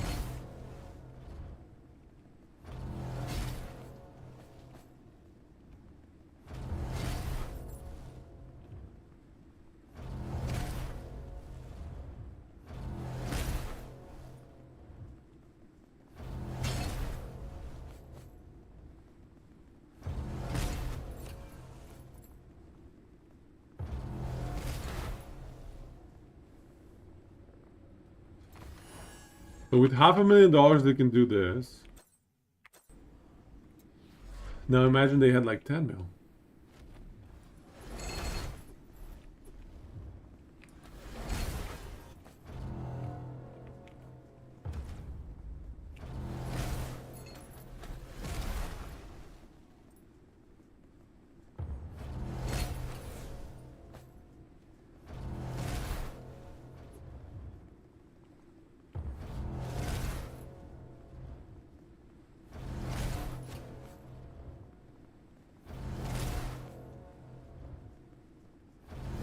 They made it so fast.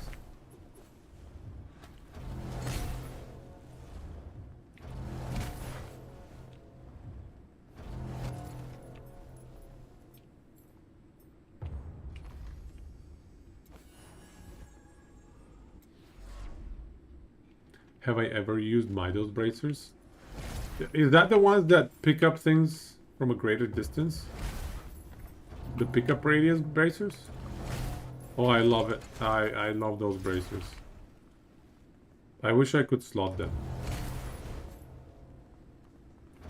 Right now I'm running an elemental damage multiplier bracer. So I feel bad to trade 33% more damage for quality of life, you know? But it's such a big quality of life upgrade. Probably worth it. Running in circles is dumb. Yeah, I need to find a slot for those bracers, man. They're so good. Maybe I could put them in my belt. But then I'm using up a graft, you know? Yeah, we gotta graft them somewhere. Yeah, that's true. Right now I don't need the damage. To be honest, once we fine-tune this build a little bit more, we're not gonna need the damage anywhere. But we could probably drop that 33% more multiplier. Yeah. Yeah. Probably worth it. So we can stop running in circles.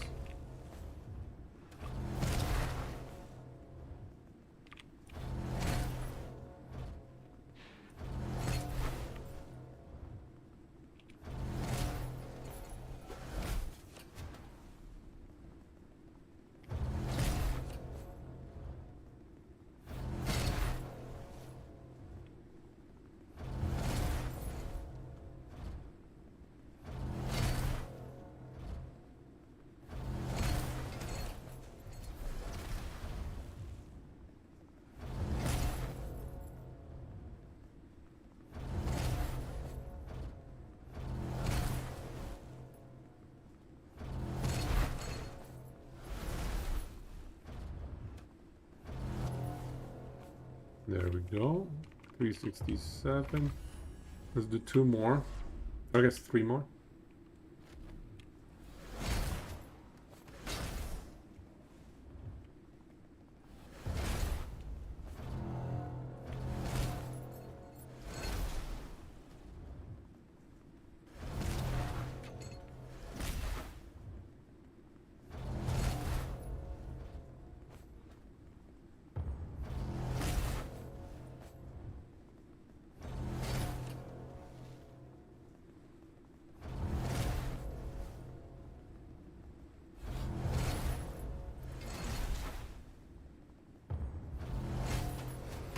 No, not the lasers.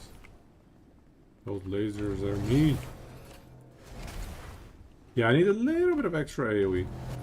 With a little bit of extra AoE, I can just one-shot everything in here. Some stuff just somehow survives.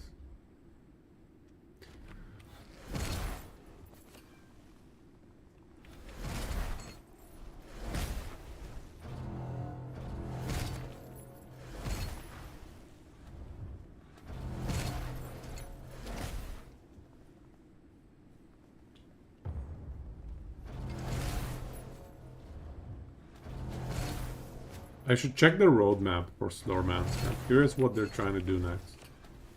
What their plan is next. Now that the game is in full release.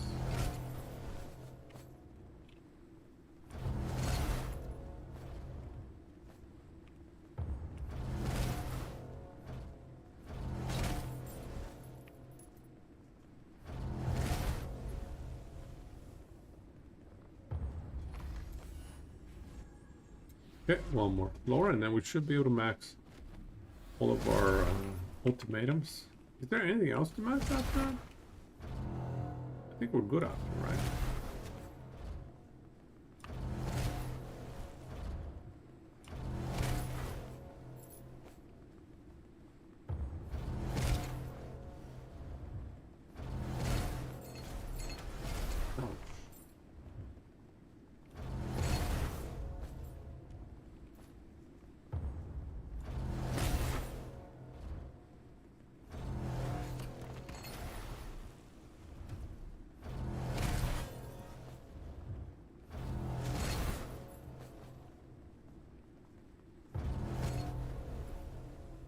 There we go.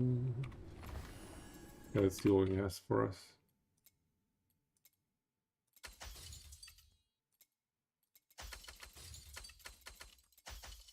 Shift does not work, unfortunately. I can't just max it.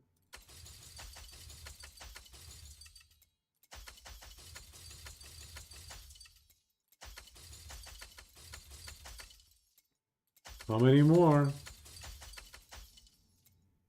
Oh no, are we gonna run out? That's it. I think we got everything.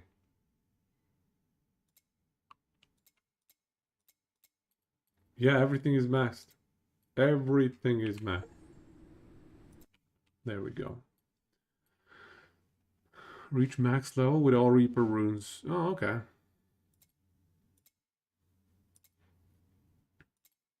What else are we missing? Reinforce equipment 500 times. That's probably something we should spam out of the way. Craft an ancestral flawless. Okay. That's annoying because it requires 3 of the previous one, and the previous one I actually find highly valuable. Or maybe it's 2 of the previous one. Complete your legendary chest collection. We're working on it. Sell an item to Gemma. Sell 10 items. Sell 250 items.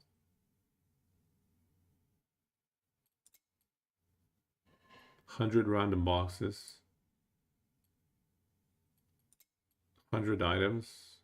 I mean, that's easy to do. You just spam them out of the way. So Gemma, we don't have much interaction with Gemma. What's going on in here?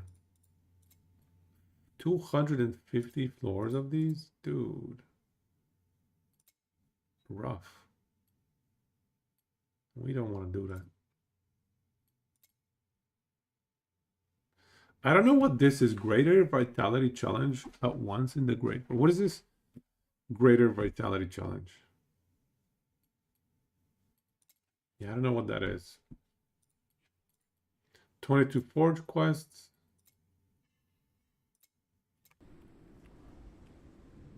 All right, head home. That's it. So all you need to do to max out your pure Slorm stuff is 370 floors. 370 floors, and then you never have to farm this again. Okay, here's my staff.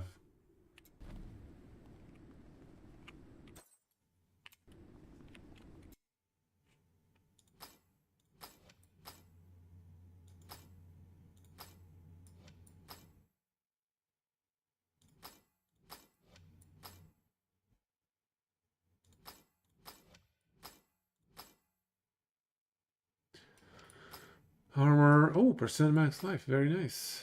Elemental damage on the bracer, no thanks.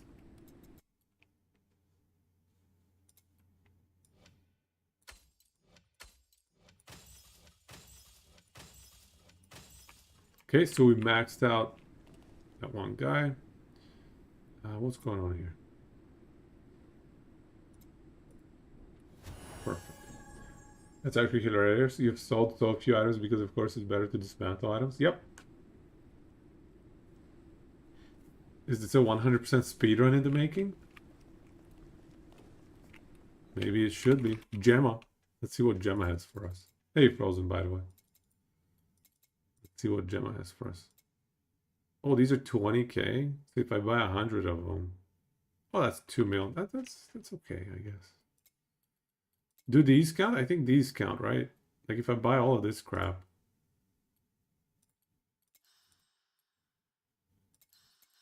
Oh, here we go. Yeah.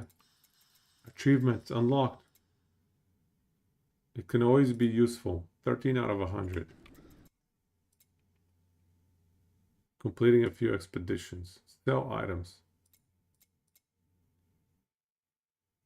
Yeah, okay. I can try selling some items here.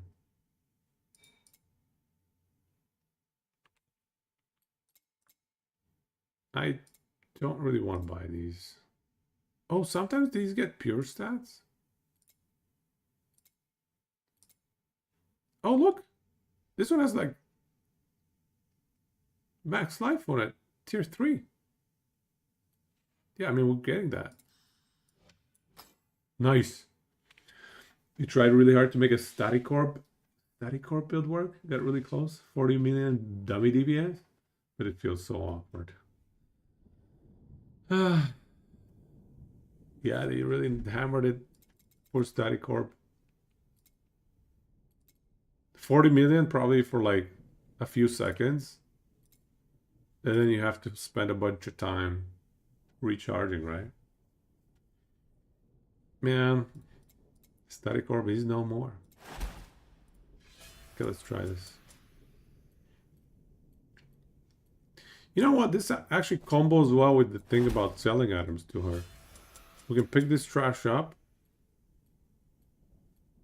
Yeah, pick whatever, and then sell it back to her. And that's going to complete the achievement.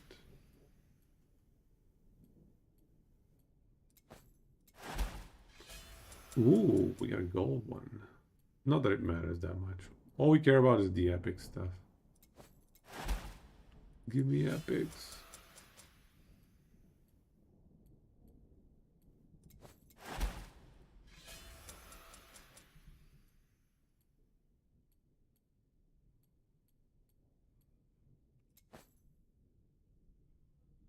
$40 million sustain, hey? Yeah, but if the quality of life is just not there, and it's impossible for mapping, meh.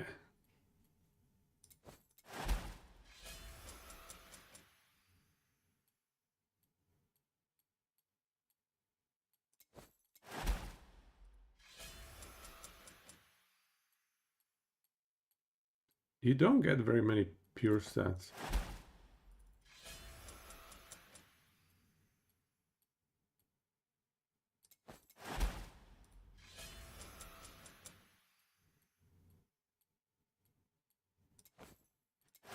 Okay, we're gonna do like 2 rows and then we're calling it. Can't do this all at once. It's too boring. We're gonna split it up. Leave some for future us as well.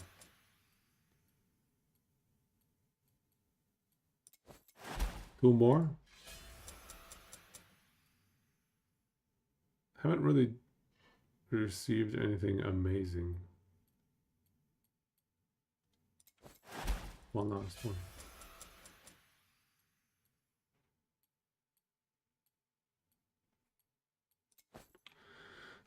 Okay, now we drop items to sell it. Final price. I can't click the salvage everything because I have a bunch of items on the bottom. It's too dangerous. All right. See what happened here. Achievements. Villagers. Okay. 16 out of 250. Yo. At least we progressed this one pretty well. Mapping surprisingly decent with the tendrils. Ah, there are the tendrils. Those tendrils.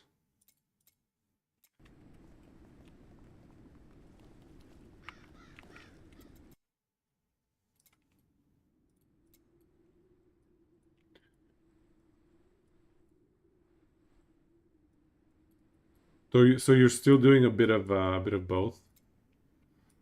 T-Box, Loremancer at the same time.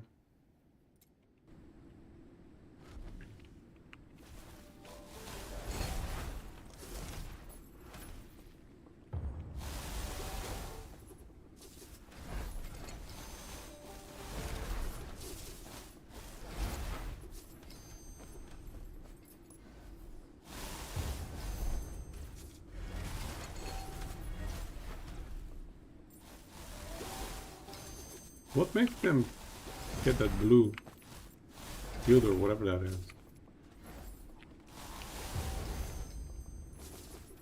Pretty burnt out with last T-Poke, to be honest. Occasionally I get motivation to try a new idea. Yeah, I'm pretty burnt out as well. I feel like there isn't much discovery. I just don't feel that sense of discovery anymore, you know? That's what I miss when I play games. A sense of doing something I haven't done before.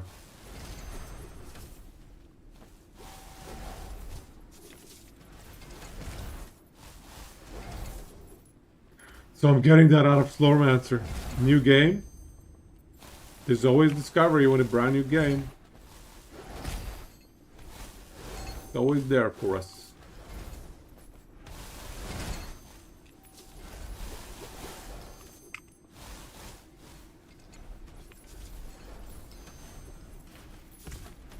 Otherwise, you haven't actually grinded properly in online in a few weeks. Right. Man, I have a hard time playing offline. Or like, not playing, but basically character editing offline. I did that a while ago, a long time ago, with like Diablo 2. So I would make a Diablo 2 character in the online editor. Long time ago, obviously. In the character editor.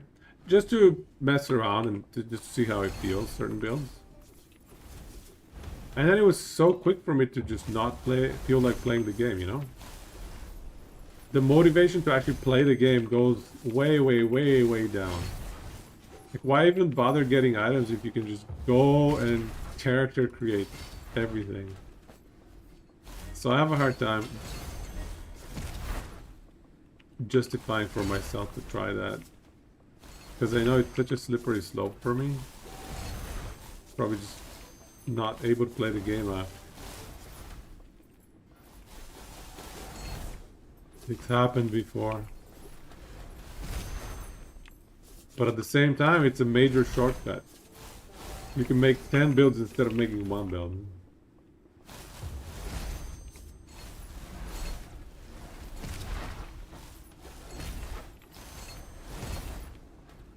It's a major shortcut to optimize build making.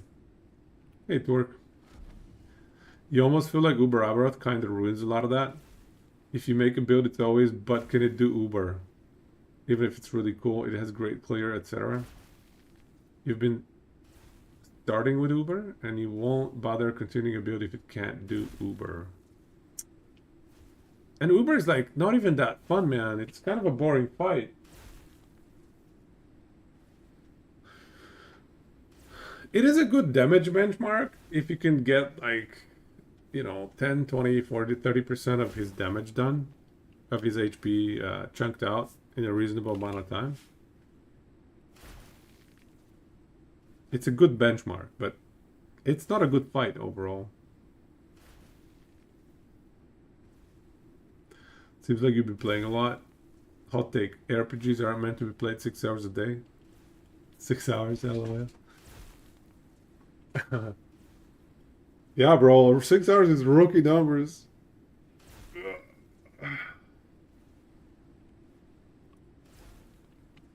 Yeah, we probably grinded some unhealthy numbers.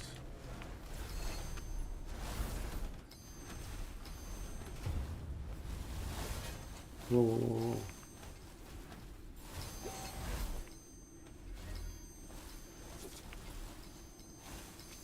Boom. That damage. New item? Like, is that a legendary I haven't seen before? Oh, this is the Rift Nova one I was talking about. It's also a chest armor one. You made an uber viable meteor build actually, but you just can't. You can't do what?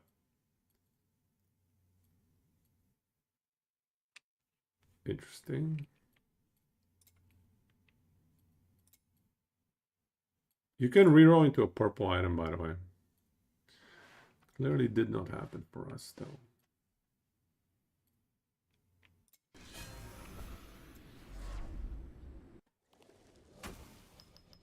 Having different builds built for different sections of content isn't appealing to you? Yeah, same here. I like my build to do everything. I like my build to do the entire game. It seems to be what people want. Then again, it does. It goes against the balance of the whole builds being able to perform similarly. I think Yeah, I don't know. If a build has insane clear, let's say if a build has better clear than every other build in the game, it should probably not be able to do Uber almost. Or at least to be very awkward at it. And vice versa, if a build can one-shot Uber, they should probably have pretty bad clear, you know?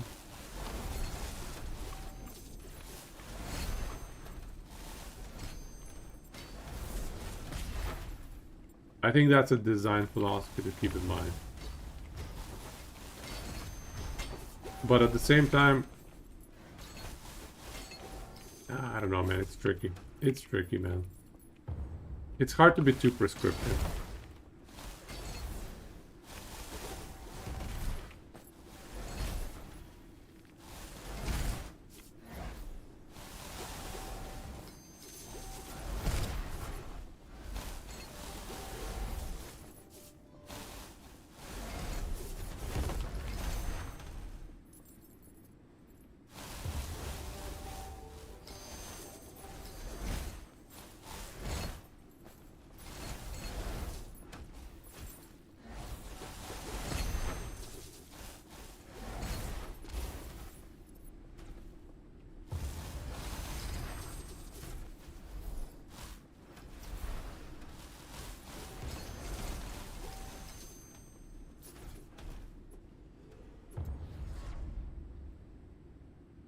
You can't really pursue it because it just feels bad compared to some of the S tiers.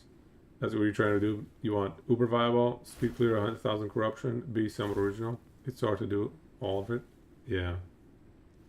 30 stream streak. Nice. Nice. Thanks, man. It's good research. Hopefully you can do a better, you can get a better sense of how ESG wants to design their game. Hopefully they'll employ you. Yeah. Yeah, I don't know what some of their design philosophies.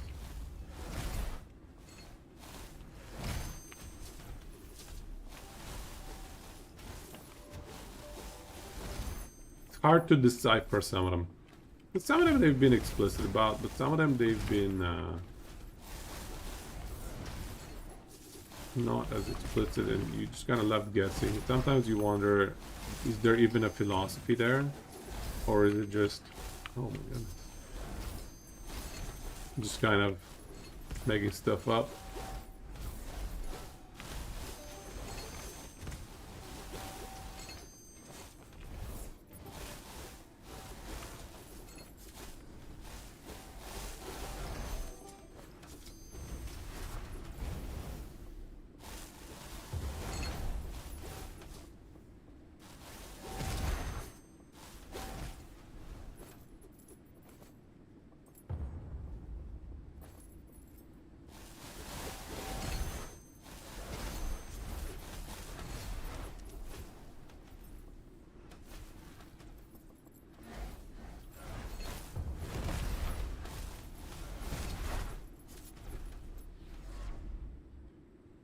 Real Brood actually find some satisfaction in doing that, but you don't want to. As you mentioned, if a build is great at some things, it should only be okay at others. But that encourages people to make different builds, or even characters to do different things. Yeah, true. Farming for an Uber killer on a boss killing build feels awful because it takes forever to get items.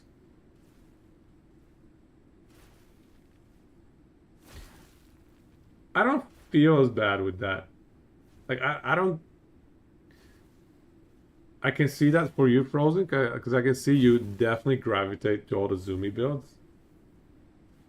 But for me, I'm okay with taking it a bit slower if my build is like crazy one-shot potential. Sometimes. I'm okay to sacrifice clear speed for boss speed sometimes. But I struggle with the reverse, you know? If I have amazing clear, but then every now and then you just have to fight bosses. If my boss killing is just so slow, it's the reverse for me. If my boss killing is too slow, I just hate the build. I absolutely hate the build. I hate it, and I just can't play it. I just feel like I have to change today. So yeah, it's pretty much the inverse. Farming on a speed clearer kind of feels bad too because you need gear for your current build.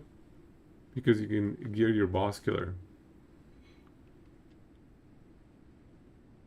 And you want people to be able to swap builds all the time, but you don't want to have to swap for every activity.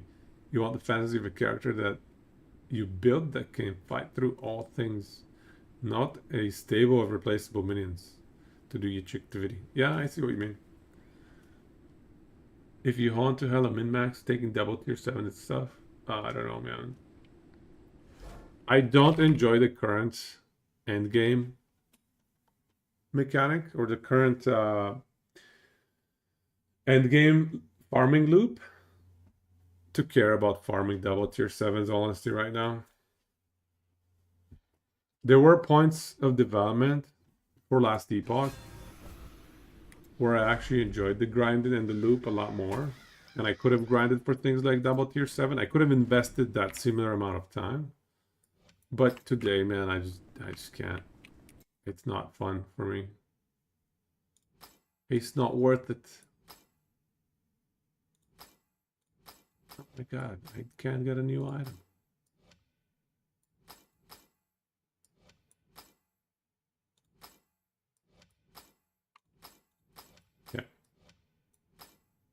Inner fire chance. Yeah, let's keep that maybe. Okay, so we actually got an upgrade. We got a ring. And we'll craft that up. Just give me 1 sec. We have a helmet to stash in here, right? It's a helmet. Yeah, we gotta solid everything else.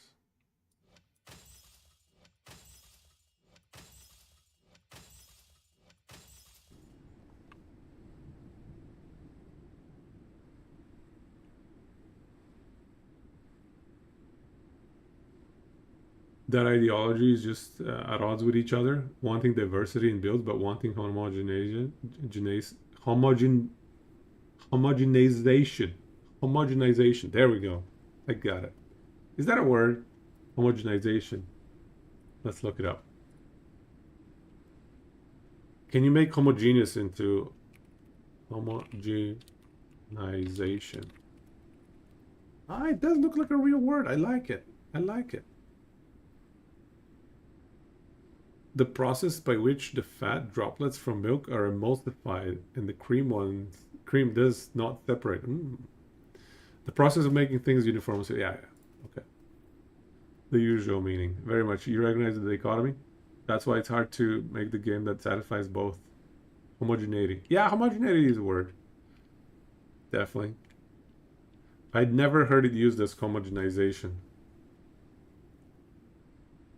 It does seem like they want people to swap, considering that basically they made a lot of endgame encounters account shared, but also they made a lot of endgame swapping free, you know? Now you can even swap between different subclasses. They didn't need to do that. I don't like how high the threshold is between the now guaranteed tier 7 on the 1 LP and you know what? How that funny that is? Because everybody recognizes that, right? But that's the same problem we had with slamming tier 7s on a 1 LP. It was a massive quality of life to get that determinism, right? To get that guaranteed tier 7 slam. But now it's the second slam that we complain about. So what's next? We're going to have 2 guaranteed slams? I don't know. The slam system is interesting. I'm not sure where I stand on that. It's interesting though. Maybe you can invest to guarantee deterministic outcome. Yeah, maybe if there was a way to buy determinism. This tier 7 in every slot feels easy. Yeah, it's trivial. Then there's such a motivation barrier to keep pushing. You said there should be a cost if they were to do this from the beginning. You said stuff like 1 LP Red Ring would feel way too easy relative to 2 LP stuff. Yep. They need to rework LP levels or something to factor this in. Yeah, I definitely think that a change is warranted. I don't know exactly what, but even this 1 LP guarantee, I would be on board if they replaced that with, instead of guaranteeing the 1 LP, make it so that you can farm a certain resource to make your 1 LP slams more deterministic. Using Slormid rights. Which ones are fucking Slormid rights? These are so confusing, Slormid rights. This thing. Right, yeah. This thing to guarantee success, it lowers the failure rate, yeah, right? So it's a resource. If you farm enough, you get enough of them, and you can guarantee your success. So people that invest time in the game, they can get to a point where they're guaranteed success. You're describing exactly what Sloremancer does. Yeah, there you go. Yeah, I like Sloremancer for that. Given enough grind, you will get everything you want for your build. You know, even this purple stuff is unnecessary in this game, I would argue. It's just so overpowered, dude. Excusing your second ancestor slot, blah, blah, blah. Okay, let's change the things up here. So, first things first, let's max out the item level. Next, let's think about grafts. So currently I'm running a magic stat max life. What can we get in normal stats? Elemental damage. I think percent elemental damage is going to be a must-have somewhere.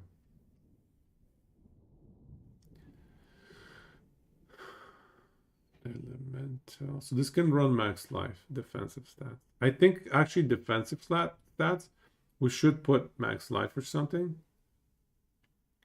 In case we want to run the thing that gives us defensive stat boost. So let's find defensive stats percent max life. Yeah, something like this. This is perfect. I think we have to run that. Yeah, let's do it. Let's graft one max life onto the defensive stats. I think 13 is max roll, right? Yeah, I think this is a max roll.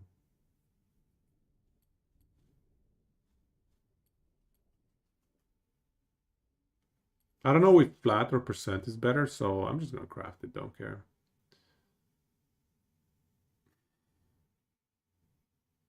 Okay, boom. One graft done. What else? For green. Okay, let me read what you guys are saying here.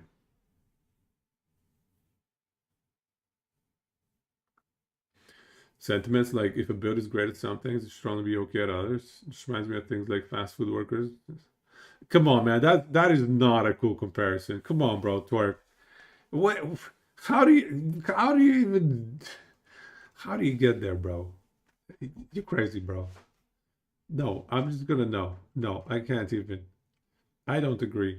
I think if there's a build that is better at everything than every other build, then you delete the incentive to play every other build, right? There should be, I don't know. Anyway, that's my design philosophy.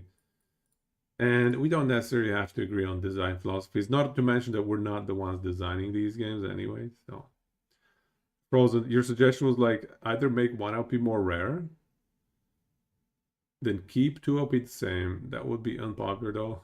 Or just make 2 LP more common, but allow you to choose to get the Exalt back if you don't like your slam. So fail 2 LP, keep Exalt instead of the legendary.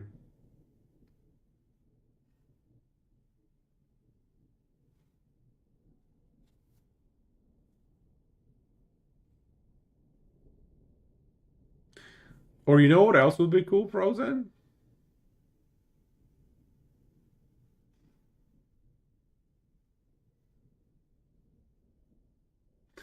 You know what else would be cool?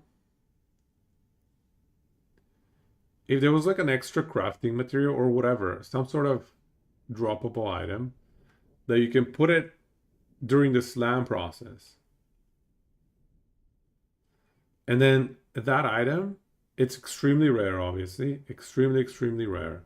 Maybe you get it one in like 100 hours or 200 hours of gameplay. And then once you use that in a slam process, it forecasts what the slam is going to look like.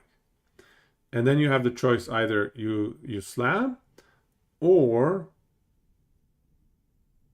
you roll onto another RNG.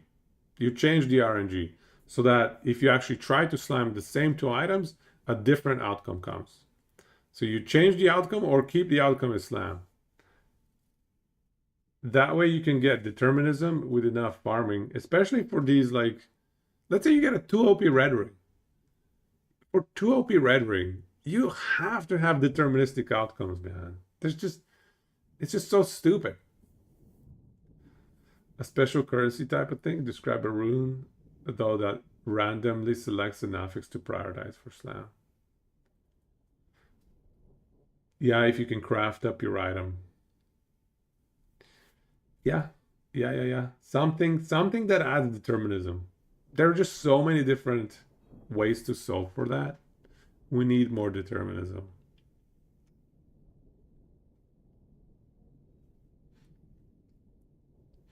Twerk don't really care to discuss RPGs. What is your passion game type, Twerk? Number one. I'm not even sure that RPGs is my number one. Probably it's top two. MOBAs and I don't know, man. I love StarCraft too. I can't pick. I love turn-based strategies too. I can't pick. Turn-based strategies, to be fair, real-time strategies I'm not in love with as much as I used to be. And I'm more of a fan of watching them. MOBAs still have a special place in my heart, even though I don't play them as much.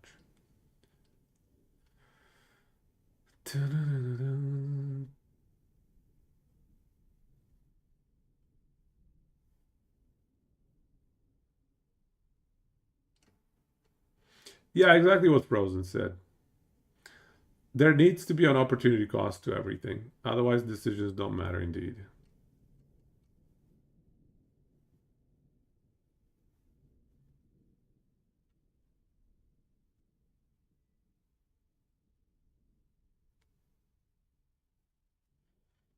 Kind of like the corrupt outcome currency in PoE 1. The corrupt outcome. That hair currency. What is it called? There was that hair currency that tells you what anything, not just corrupt currency, but any outcome, any GABA outcome. It's called hair something, right? Like that strand of hair or whatever. It's I'm so bad at PoE, dude. The hair currency, help me out. Yes, yes, that one. The lock. Yes, exactly. Yes, exactly. We need to have Hinekora's lock, but for slams. We need Hinekora's lock, but for slams. That's what we need. My brain probably stole it from PoE. It's exactly what I was describing. Don't know, it's pretty purely determinism we need. Just think the progression path should be relatively consistent. Big plateaus don't feel great, early or late in progression. Yeah, I think Last Epoch has always had a bit of a problem with big plateaus. But things like Hinekora's lock, I think, make a big difference. This game is called Slormancer. It's an ARPG with, you can see, itemization. And you can make a lot of broken builds in this game. A lot of builds can, just pretty much almost any build can tackle endgame. And some builds obviously can do so better than others. But the game is just fantastic overall. So should we go life? What else do we need? We need area increase size. Yeah, area. Oh, no, that's aura increased effect. If I can get like area increased effect in the green or the blue, I think that's the play here. And then for epic stats,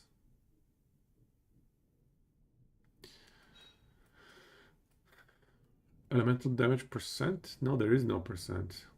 What do we even want here? What do I have in this one? Elite damage reduction, crit damage. You know what? We probably, yeah, cooldown reduction and attack speed. Can we get that? Cooldown reduction, attack speed. There is no attack speed, but there is cooldown reduction. Okay. Crit chance, crit damage, cooldown reduction. Yeah, there's enough. Let's start slamming. I think for base stats, we're going to go with life. What are the options? I guess we could do life. We could do crit chance or crit damage. Those are not bad.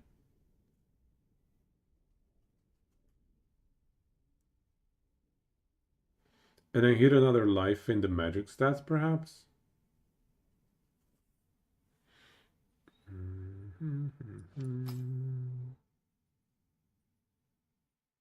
Here's the magic stats. Oh, that's a percent life. Is there even flat life in the magic stats? Huh. I suppose we need base stats max life then.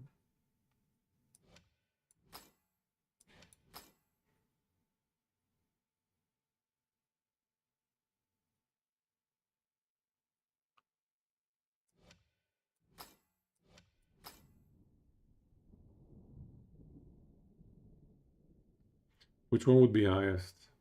213.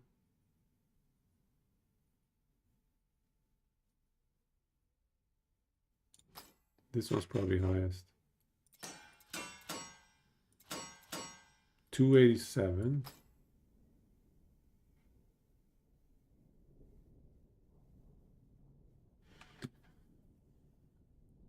So we go max life on the base stats. Can you replace a slam if you regret it later?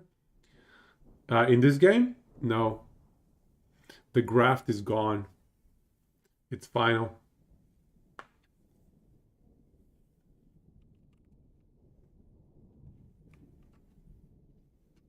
Good exalts are so much more valuable than good uniques now in min-maxing, failing a 2 LP off a great exalt. I guess that's true, yeah. Double tier 7 feels awful. Feels way worse to lose the exalt. Can only be imprinted, yeah. That makes sense, I agree.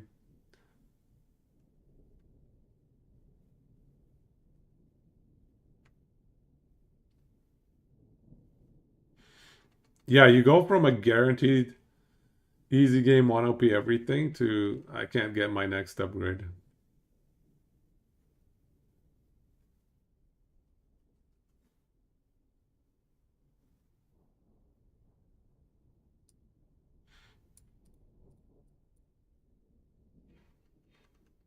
Diablo 3 did make a big turnaround. Diablo 3 in its current state is a lot better than Diablo 3 at release, I agree.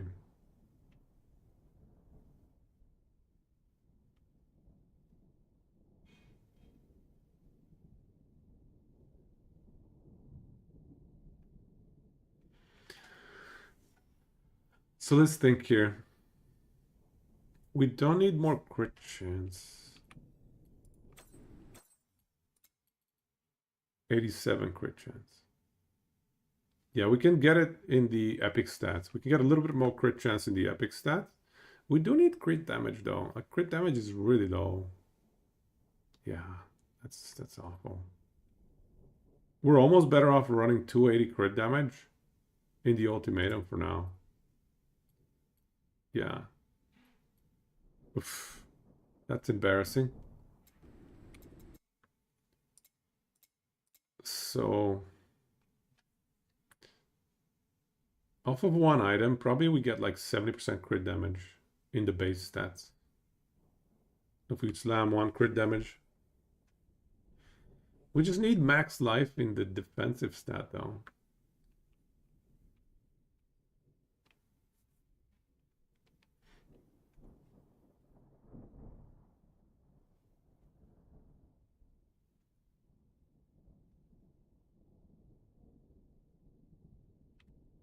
Or sorry, in the magic stat.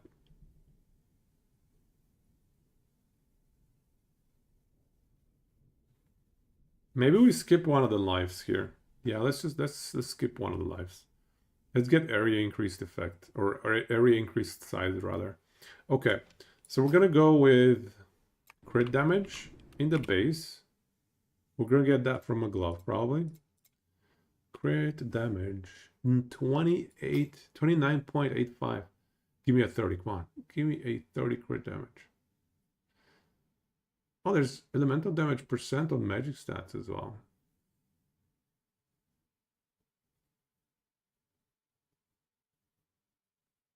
That's not bad. 29.55, 29.55, 29.7.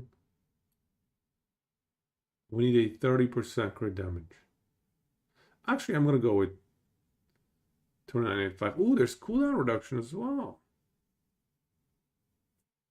Attack speed, oof. Yeah, we need so many things. Maybe we go with the 280 crit damage on the ultimatum. No, that's not the play. We just need to switch the ancestrals here. Ancestral chance into crit damage or attack speed or cooldown. I think that's the play. I mean, I even have a lot of aura and area increased size. Or sorry, aura increased effect. Aura increased effect just does nothing for the build. Absolutely nothing. All right, let's just go with 29.85, I guess.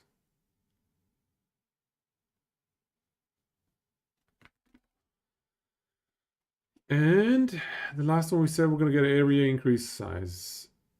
So belts can spawn that. Pretty sure cloaks should as well.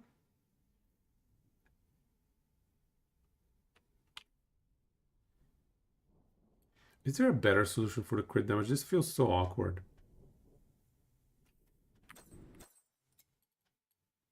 So this will take us to 240. It's not even that great.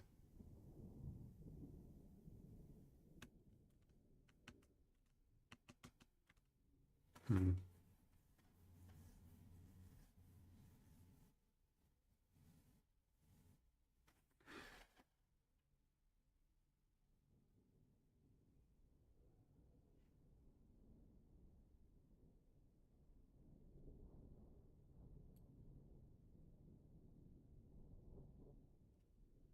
I'm trying to decide if I want to commit to crit damage.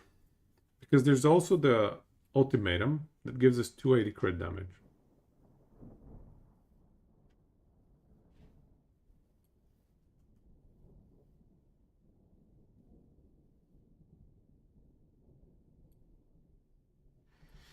So if we commit to starting some crit damage bonuses, it's a big commitment.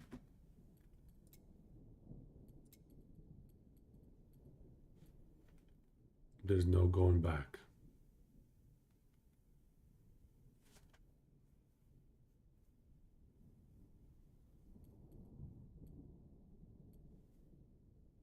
How do they get another bunch of damage over time? Oh, I think it's the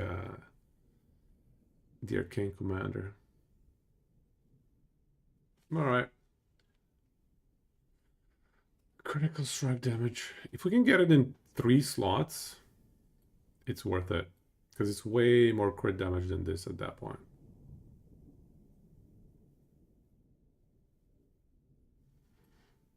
But are we better off just getting attack speed and cooldown reduction? Like, we have 10% attack speed. That is so bad. So awful.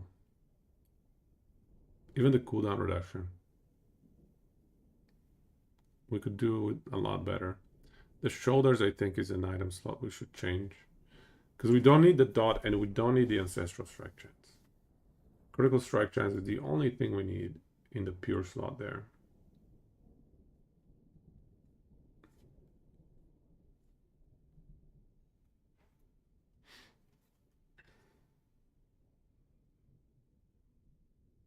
So getting something like cooldown, crit chance. I don't know. Anything else in the other slots, really? A lot of good options. Alright, let's just go with crit damage. I think it's just such a good damage multiplier.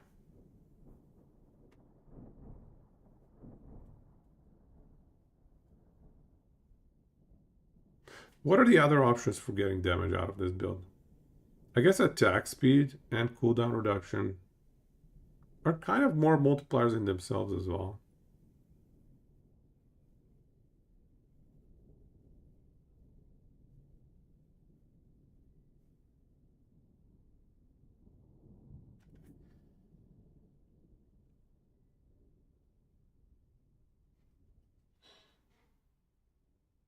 Yeah, I think we'll go with crit damage. Let's just try it. Let's just commit. But we still need area increased size, not effect. Effect is actually not bad either, but a bit more size. Once we get a little bit more size, we can go for effect.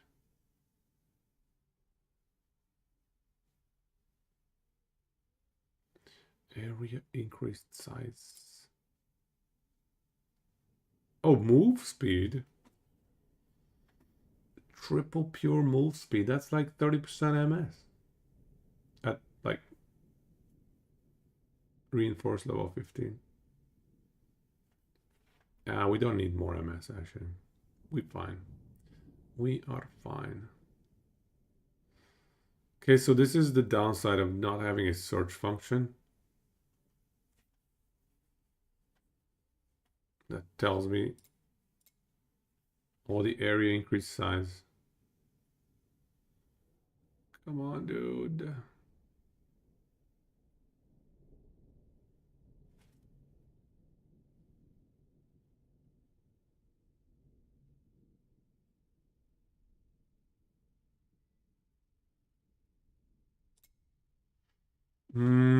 Let me search online what gets area increase size other than belts and what was it? Area increase size.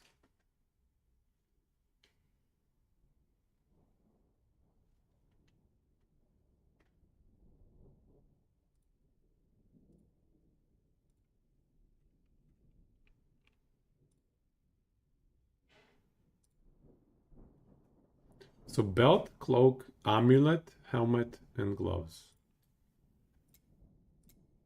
Amulet. Aura increased effect.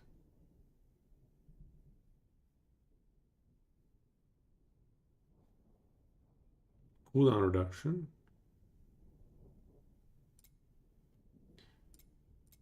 Helmet. Area increase size. Come on, let's go.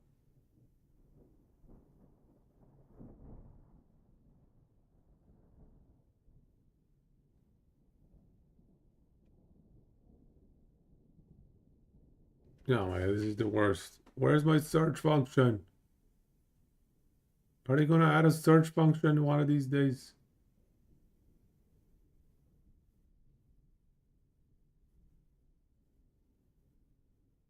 I'm gonna delete this.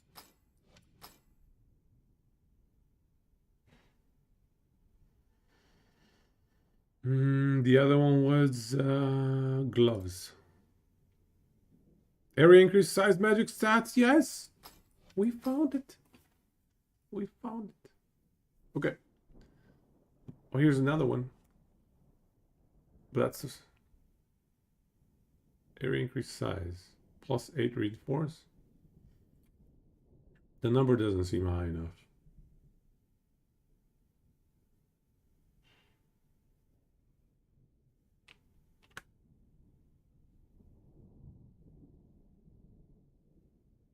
Okay, it looks like I need to farm more area increase size. It's not cool. Alright. Let's go slam this. Critical strike damage instead of thorns. Oh, I ran out of the pure storm again. God damn it, dude. God damn it. Put it on the storm farming thing. this one. Let's go. Let's go farm a few more times.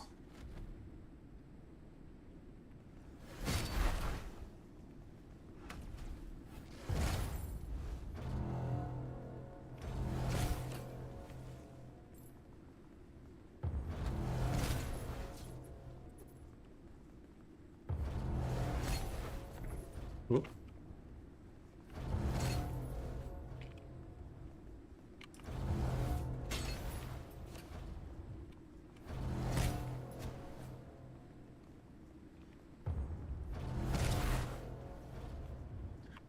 So, how much do you think, guys, we should aim for area increase size? What's a reasonable amount? 200%? I think if we get it to 200%, it'll be so OP, dude.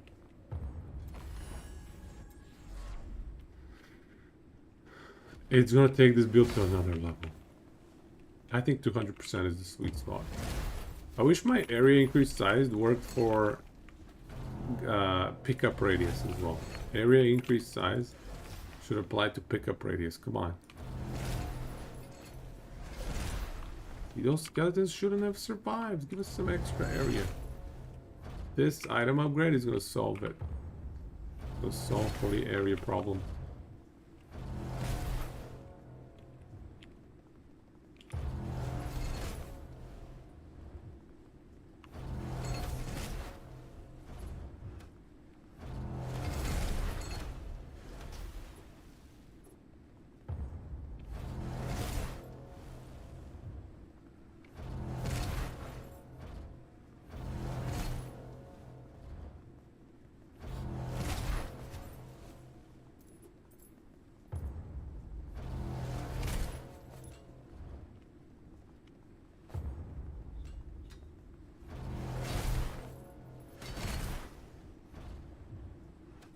How many levels do we need here? We guarantee we don't need to do this for a while. It's pure Slorm. Get it up to 380 maybe? It's probably overkill. Let's do 5. Let's do 5. Because reality is we don't get purple items all the time. But we're not going to be upgrading them too often. Or grafting or whatever. Whoa, whoa, whoa, whoa, whoa. Oh no. I stepped on the lightning thingies. Let's try it again. Let's try it again.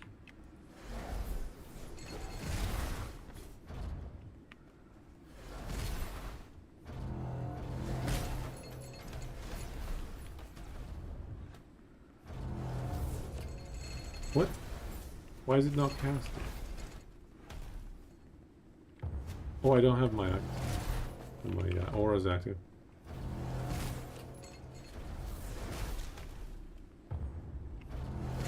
Is there a better ancestral point to take than the prod one? Is there anything that would give us more damage? The prod one certainly gives us the most number of hits. So for enemies that are immune to, you know, whatever number of hits, prod is certainly has to be best in spot, right? Unless there's something that gives us like cooldown reduction or attack speed.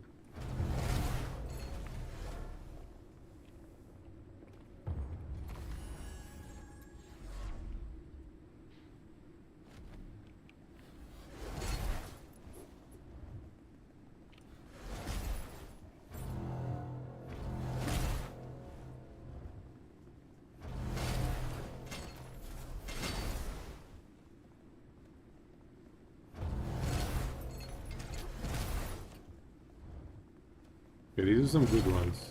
Getting a lot of Slorm.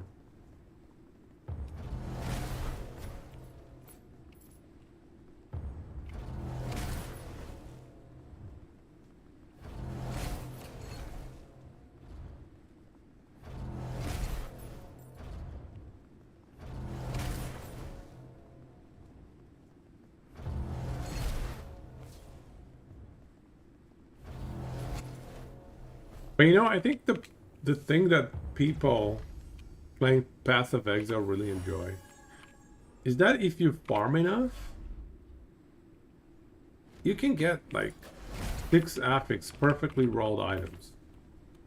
With those kinetic aura locks, if you just have enough of them, you know. Some of it requires stupid investment, don't get me wrong. Some of it requires like thousands of people pooling resources together at the end of the season to actually achieve some of these items or be able to craft them.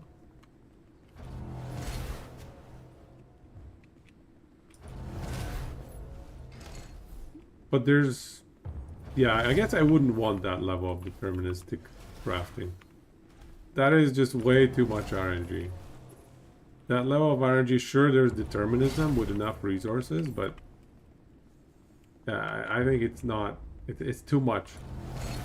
So if we can scale that down a little bit, make it more obtainable, I think that's the right play.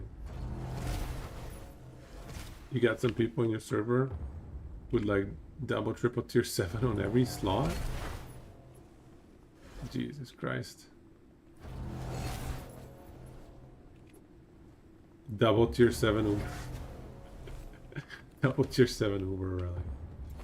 But that is ridiculous. Okay, I think we're good here. Double tier 7 Uber rally. That's like hacks, man. Alright, so melee damage reduction, I don't think we need. Mana regen. Fine, if we can find a spot for it, we'll take it. Alright. Let's do some grafting here. We graft away the crit damage instead of thorns. And here we pick up the area increased size instead of evasion. Very nice. Alright, let's go. Okay, now we craft the ring up. Rare stats has to be flat life, right? Yeah, this has to be flat life.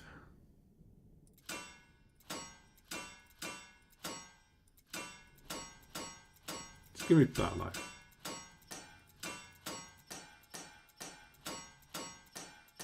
What? There it is. 818.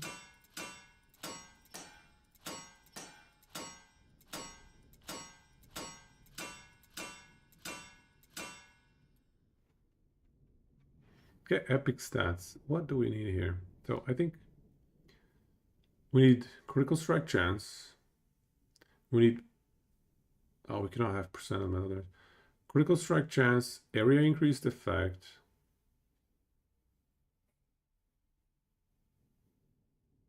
Cooldown reduction. Is that it? What am I getting here? Cooldown reduction, critical strike damage. But we already have that. Elite damage reduction, we don't need that. Okay. So yeah, crit chance. The other good one is area damage reduction. But we can't get that here, actually. Never mind. Okay. Shadow resist is not bad either, but that's fine. Okay, we'll go for crit chance, cooldown.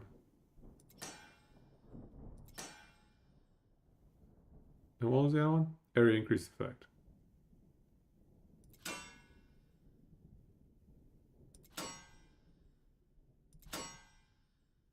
Critical strike chance. Let's go. Now give me a 2%, please.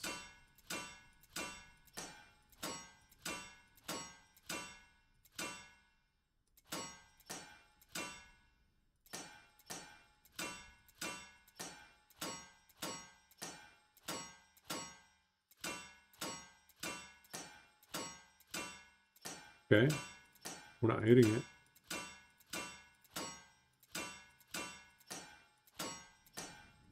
Come on, dude. That's some pretty bad RNG.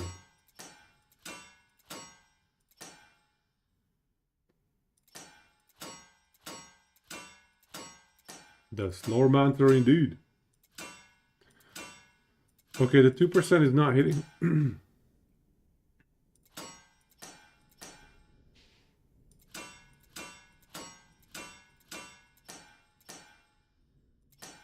Is there a typo? Is 2% not obtainable? Oh, we got it. We gotta lock it. Ooh. That was painful. Cooldown reduction on the next hit. Very nice. 2.8. Let's go quicker this time. Let's get it faster. 2.8. Hit it. Come on.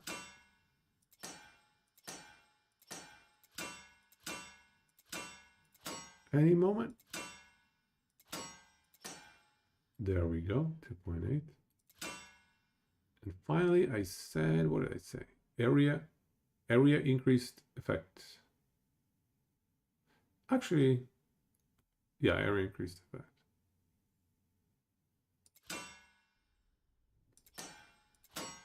Area increased effect.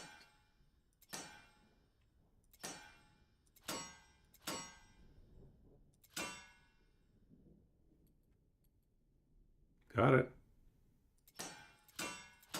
Give me the 4%, then we're good.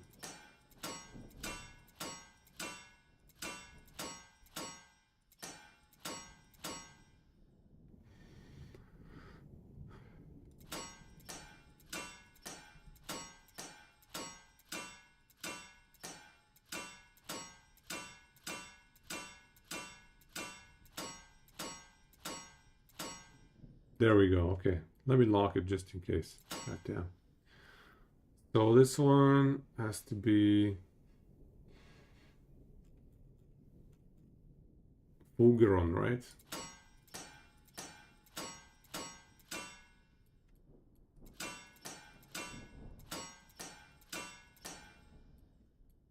Mastery. Honestly, Arcane Breach is fine.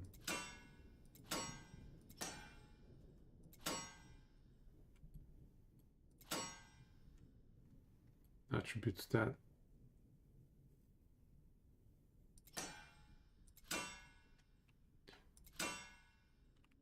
What's it called actually? The one we want. Willpower. Let's go willpower. There we go. There we go. And finally, let's pick up skills cost life.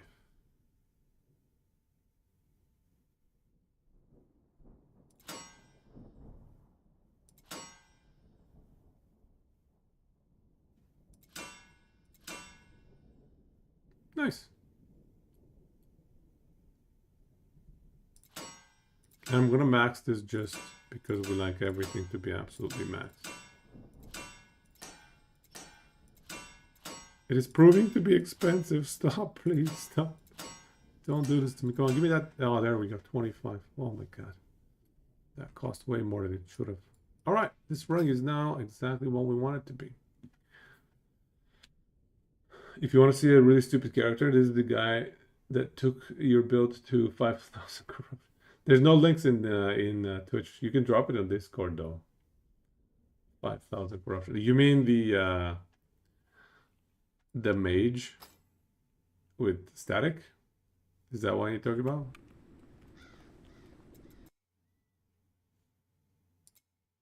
Okay, let's go here. Strike through mass. Right. That's hilarious. Because that build is really good for clear. And you have the tankiness. Oh, I left these here. Huh.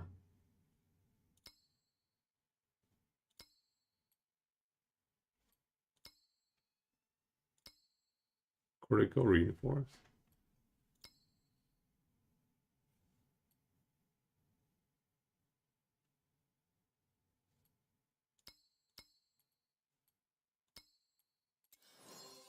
Critical reinforcement.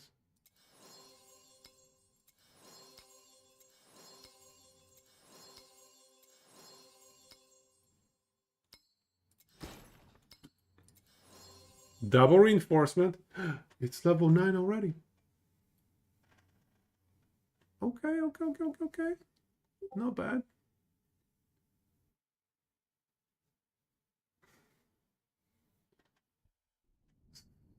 So I think I'm gonna just push it to level max already. I don't care. We're good.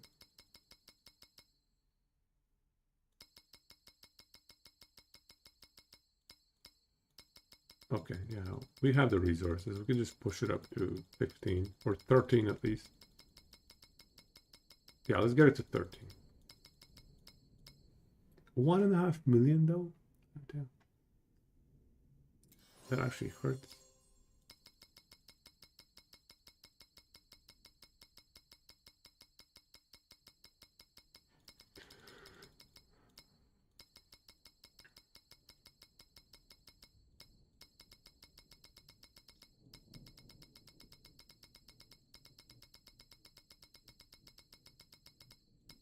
Boom. 1.7 million? Oh no. Okay, well, we're gonna leave it at 13 and we're gonna level it up. And then we'll decide if we needed to get to tier 15 as well. Also, Ancestral Flawless, 3 of them. No, I want to craft one of these just to complete the achievement, but it requires 3 of the previous one. That is brutal. Pretty high DPS when geared. It scales hard with gear. 4 million Uber dot ticks while being immortal. So how quick is the Uber fight then? It's probably like a few minutes only then. Once Giga min-maxed. The full entrance Wrath 4 is so hard on this out character, but it's so much XP, not straightforward. Just take it down to Wrath 1. If you're running an out character, you just start at out 1. Find the spot where you don't die. And then easy peasy.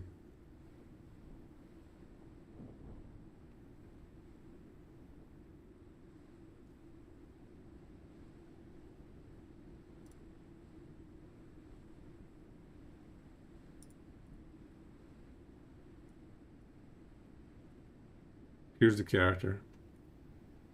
2 LP double tier 7 cleaver solution. I'm surprised they went for a 2 LP cleaver solution. Oh wait, I guess they did nerf the LPL. Yeah, okay, 1 in 500 is kind of annoying. Never mind. But they somehow have a 3 LP fundamental criterion. Are you kidding me? With a double tier 7 again? Double tier 7 Bastion, what the hell?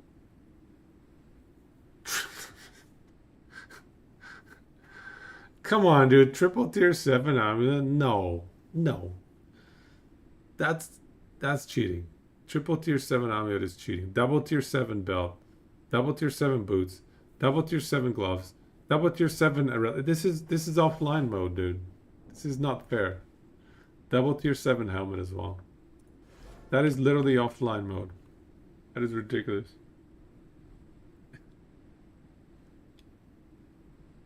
On your Mage gear strength rune master, it was 3 minutes. The guy's under 1 minute. Wow. This is a COF character. It stinks like a offline character. And I know it's not an offline character. I'm just saying it looks like an offline character. That's how busted it is. Alright, are we ready? We're gonna switch the items. Let's see how much DPS we get. 1.1 million. 1.2. Only 1.2? Why only 1.2? Life went up by only 7k. That's fine. We only have 1 life pure stat. The crit damage is 65% only, huh? But we do get area size from 120 to 147. That's a huge increase. That is a huge increase. Lost a bunch of aura effect. Don't give a crap. We gained cooldown. No, cooldown reduction is present in both. Area effect. Yeah, we got a bunch of area effect. A little bit. Crit chance as well. 91 now. Solid. Solid. Okay. Okay, it's a minor upgrade. I mean, a decent sized upgrade, to be honest. It's like a 10% more damage, actually. Yeah, 10% damage. That's great. And once we bump it up to plus 15, it's going to be even better. All right. Nice. Let's stash this.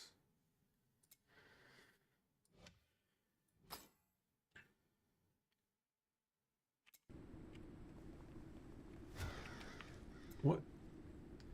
We gotta get rejuve. Perfect. All right. Wait a second. My elemental damage was not correct. My comparison was not accurate because I was missing a bunch of life. Okay, it's about 10%. Alright, we're good.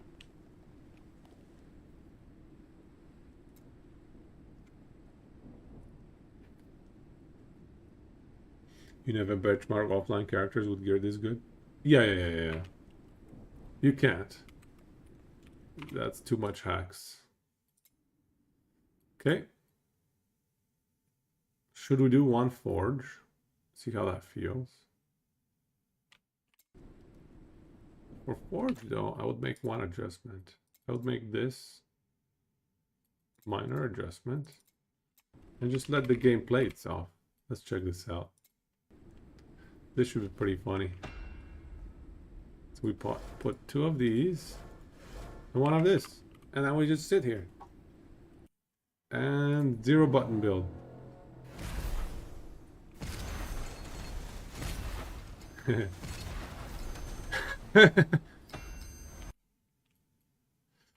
Zero button build. Man. Oh, I'm not getting heals, dude. Nah, I need to solve for the heals. It's not a 0 button build if we don't have heals. What is going on? Why am I not healing?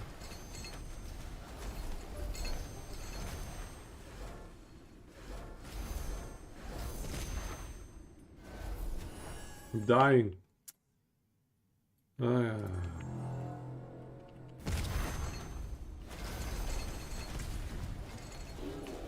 Yeah, the AoE needs to be just slightly larger even. No, it's the attack speed and the cooldown. Yeah, attack speed and cooldown is what we're lacking. I can't quite go there. Okay, almost. Almost.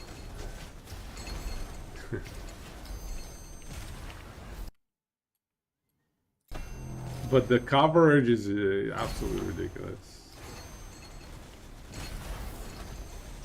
And we can make it even better if we can get a second...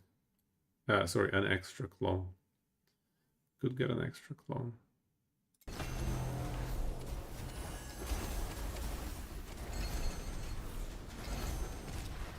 Somebody next has to click next wave. That is the only thing. And somebody has to heal us.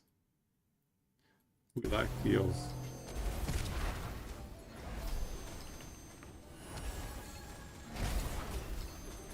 Oh yeah, look at that DPS. Look at the DPS. I guess you guys can't see it.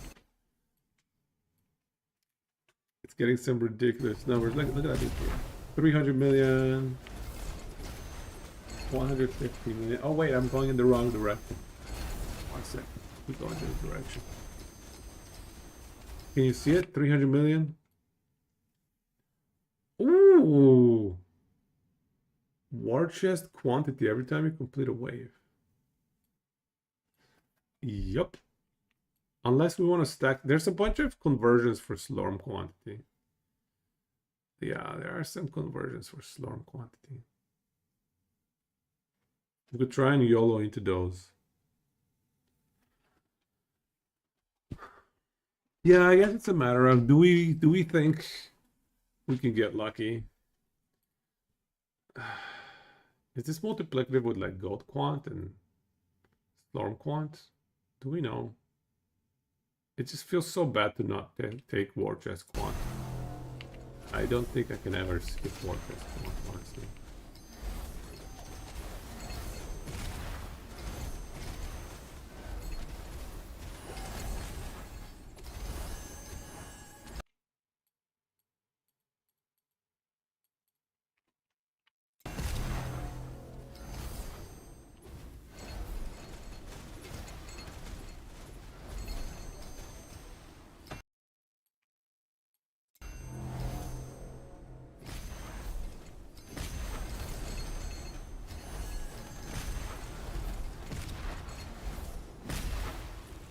Can I numlock my rejuvenation? If I could numlock the rejuvenation, the only thing left is to just click next wave.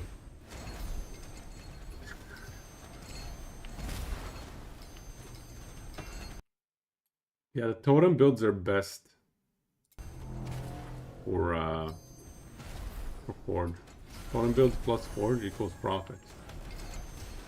Oh, I like the proj speed slowdown. Look at that. Flashbang. Boom.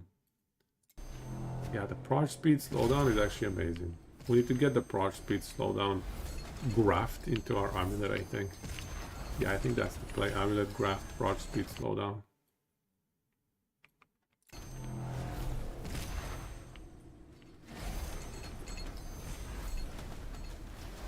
Because even if the projectiles are just all around us, look at this. This thing has 7.4 yard radius. That is the entire screen, I'm pretty sure. Absolutely ridiculous. There's a reason the enemies don't even show up. They don't even show up. Even the elites, they don't even have time to teleport on top of us.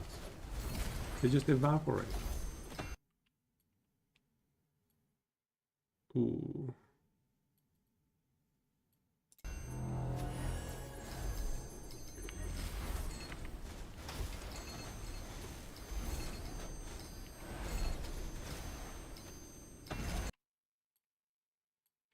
If I can buff enemy HP, I will. If I can get the curse, the one that gives enemies a lot of HP, I'm gonna do it, guys. There's gonna be some good memes. I think we should be able to hit like billions, tens of billions of damage, perhaps. Maybe not. The only downside right now is our attack speed and our cooldown reduction are quite abysmal. And I mean, it makes a bigger difference for the Nova. For the orbs, it's alright. But for the Nova, yeah, we just need a lot more attack speed and CDR. Orbs already get a lot of CDR from their tree.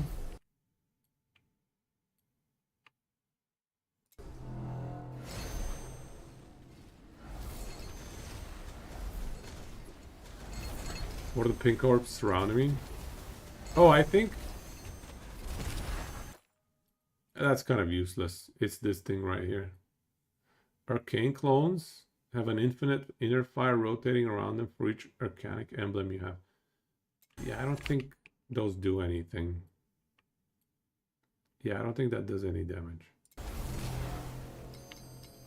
So, I just didn't know what else to put.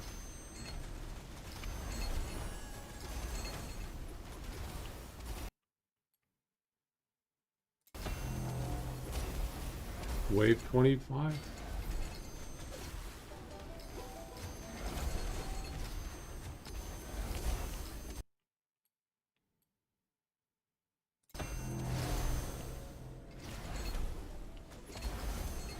These things just get deleted.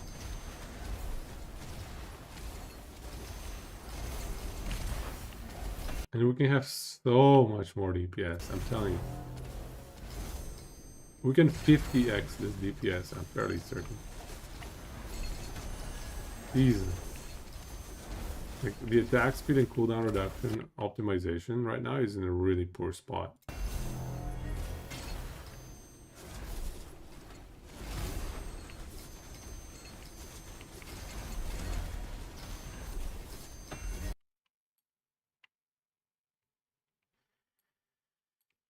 Yeah, let's give him a bit more life.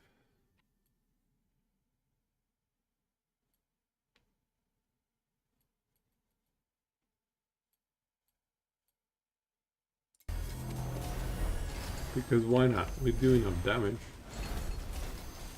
Damage is not a problem.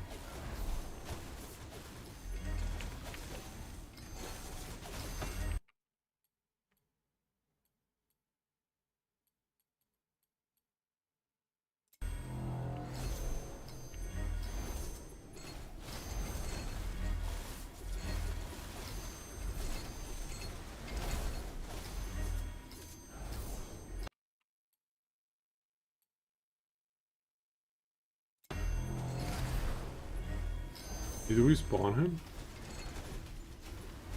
I don't think so.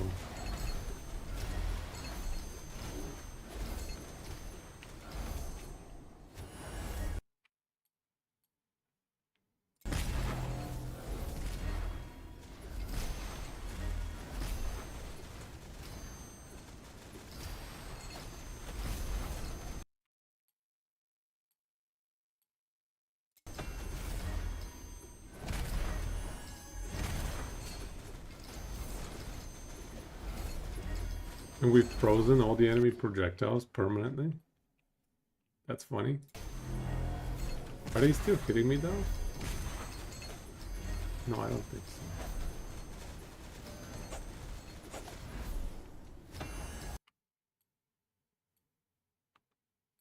Ooh, hoo, hoo, hoo.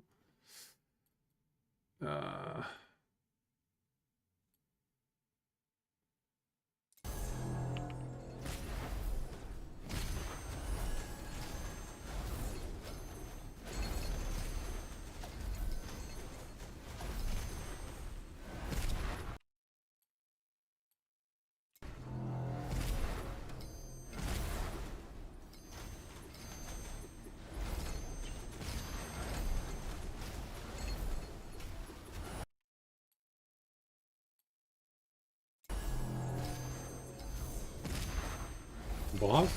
Did we hit the boss yet? Are we even gonna see him?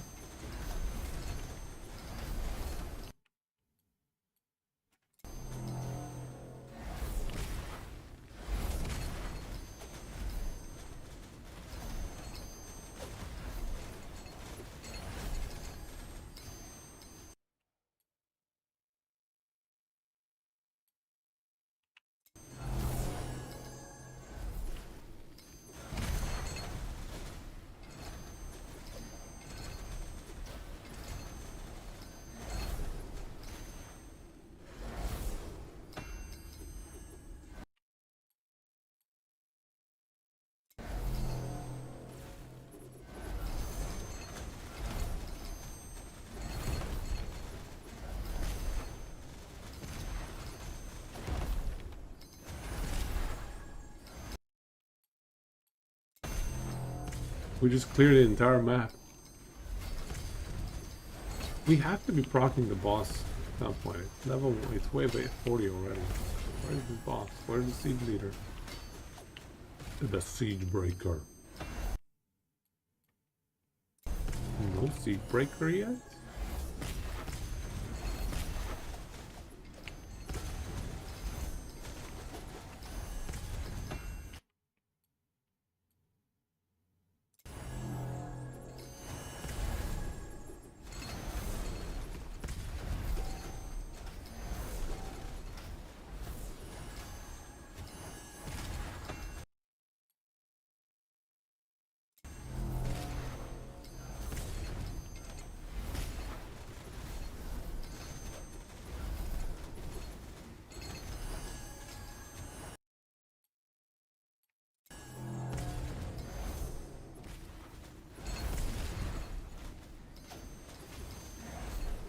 Easy game.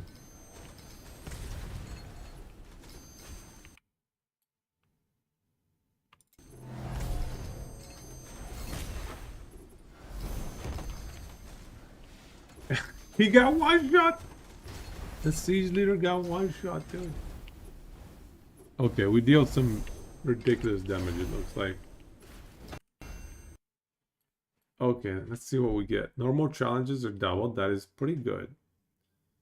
2% slower might quality for every slower might.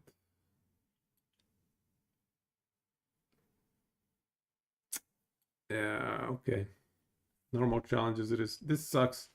We didn't get a conversion. That sucks.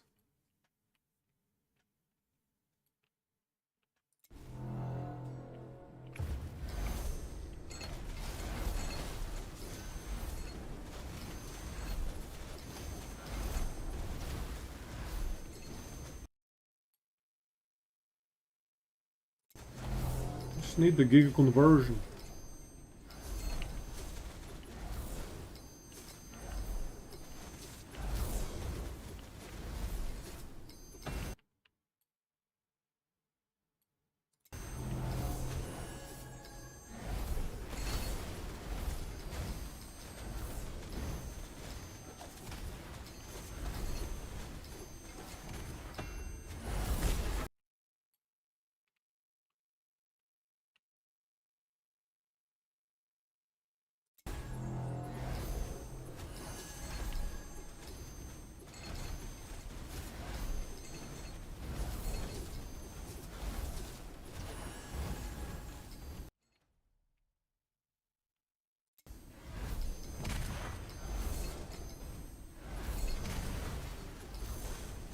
So what do you guys think of the build so far? Pretty good memes, yeah? I think we can do a lot better.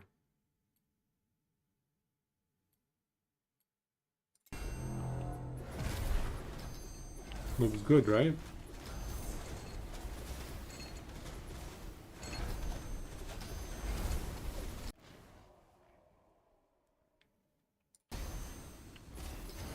Could use more damage. Just a few more millions. We're not in Diablo level of damage numbers yet. We haven't gotten to damage numbers so high, we don't even know what they're called anymore. When you have to think about what was after that one, you know you're in trouble. No scientific notation is a ZDVS build indeed. -1 button build. I like it.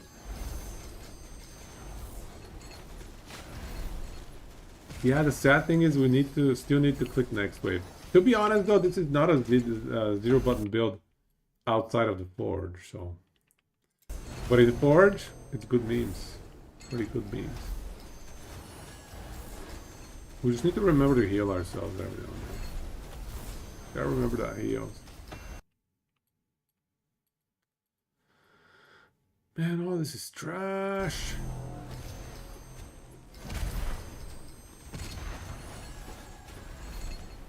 Hey, you know what we could do is we could use this arcane barrier thing. Let's try it. Guys, we want to try arcane barrier. I don't know if you've ever played arcane barrier, but I'm going to do it. Oh, I ate all the projectiles. I ate all the projectiles. What is going on? Am I still channeling it? I think I'm doing it still. Okay, we stopped channeling. I ate all of the projectiles. Don't know what happened after that.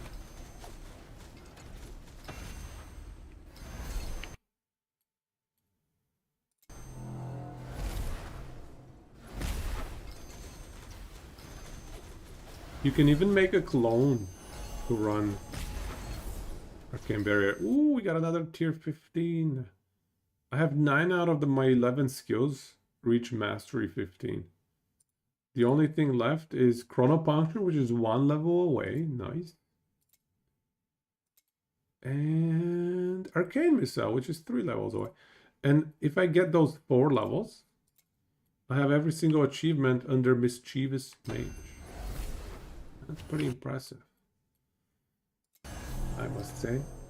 I didn't think we would get this far on the achievements. But damn, we're almost there. I didn't think we would be... Because actually, it's pretty funny. There's this one skill. I think the book here. Yeah, here. Deep knowledge. It deals increased damage equal to your % of completed achievement. There's stuff that scales in DPS with your completed achievement. So we gotta get to 100%. Nah, we don't. I don't think that's feasible.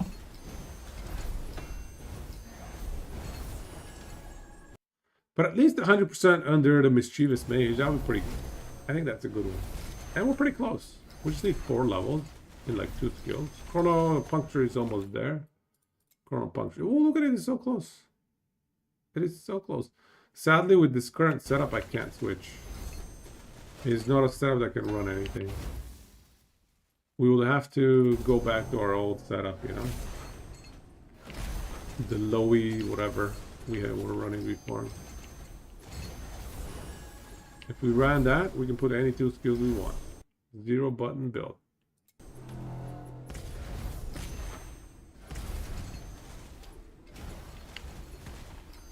I'm also trying to hit 200% area increase size. That is the dream. 200% area size. Let's go.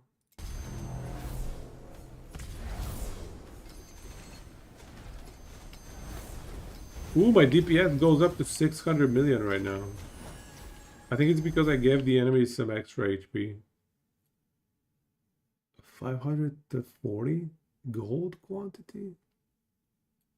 Yo. Let's give them even more life, actually. They need more life. The enemies need more life to survive. They're dying too quickly.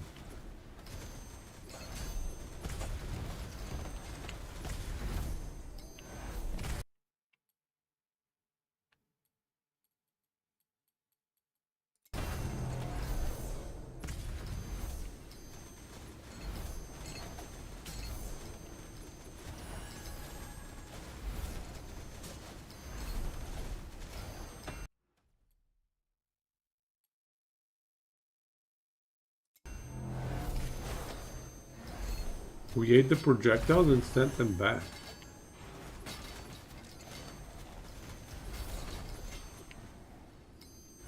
Yeah, just like that. Take that, enemies. Have your projectiles back. I don't know.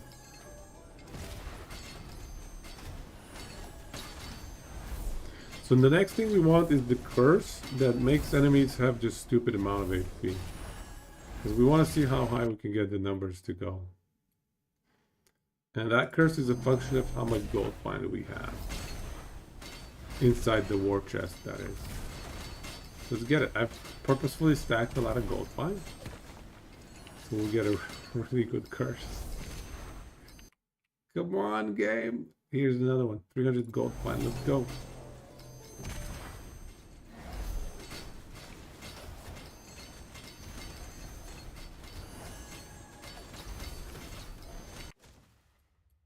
Ooh, 70. Enemies are like 600 or 60 million health. Pretty solid.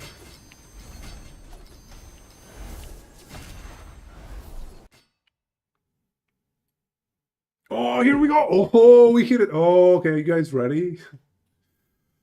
This is gonna be juicy. We're gonna give enemies like, I don't even know. Something like 5,000% more HP. Here we go. A random curse. It is not random at all, by the way. Pretty sure it's always the same. It's a function of which bonus you took. If you take the gold bonus, I think it's always like percent HP. Let's see though, I could be wrong. Maybe they get like damage this time. See? Enemies have 1,000% max life. Max life is equal to 25% of your current gold quantity. Okay, we've done it. We hit the curse with the max life. Let's see what our damage numbers go to. So right now, this is 700 million, okay? You're going to start seeing the number pop out. And it's going to be in the billions. This is hundreds of millions. So this is 700 million. So even without me moving, you should be able to see stuff. Let's see what's going to happen here. Uh-oh. They're hitting me. Oh my god, there's an enemy with 1 billion health. Oh, this is going to get rough. Am I even healing myself? Here we go. We're at 2 billion damage, 2 billion DPS. I mean, they're kind of dying still. I just need to know if I'm healing myself or not. Evasion? No, I don't want them having evasion. Okay, give him some evasion. Why not?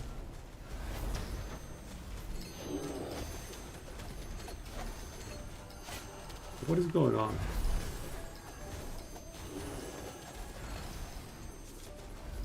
Are they dying?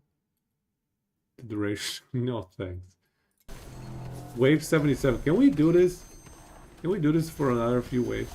Yeah, we're at the 1 billion DPS. And we are extremely non-optimized, guys. I must highlight. We can do with so much more optimization. I mean, what's 30% more max life? That's nothing. They already have 1,000. I think I'm gonna die here. I think I'm not sure that I'm healing myself. Am I applying heals on myself? 2 billion, 3 billion damage? 3 billion DPS? What's a little bit more life? I mean, it's no big deal, right?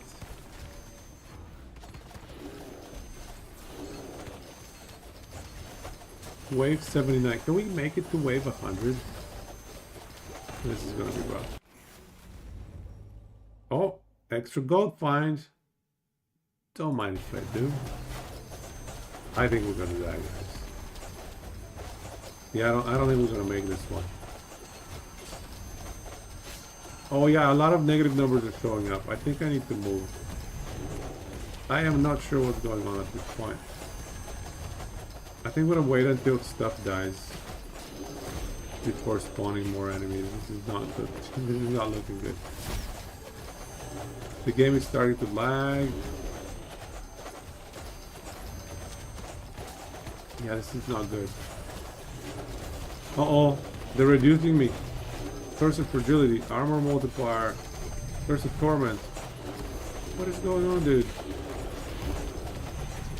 Am I even doing damage at this point? It says I'm still doing 1 billion DPS.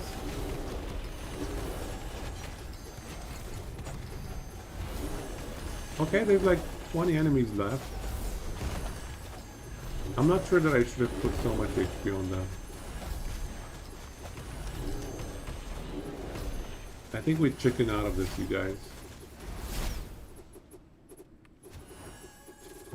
Oh! Oh, those projectiles! That was... so many projectiles! They almost got me. All of the frozen projectiles. Imagine this with damage. I don't want to. Oh my god, I think we should bail out. This is kind of too silly. Alright, let's do one more. Let's do one more, okay.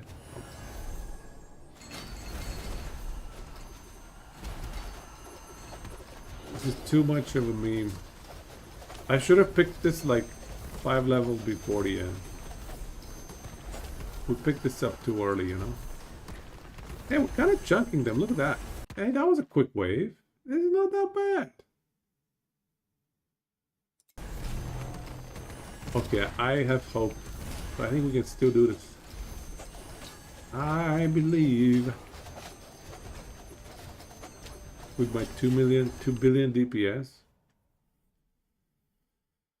Let's just give it a moment, actually.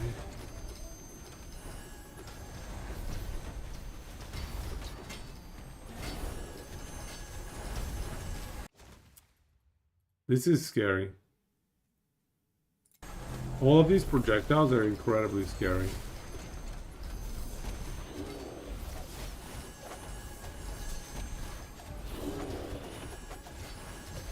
Once they clear the whole wave, they all just get unleashed.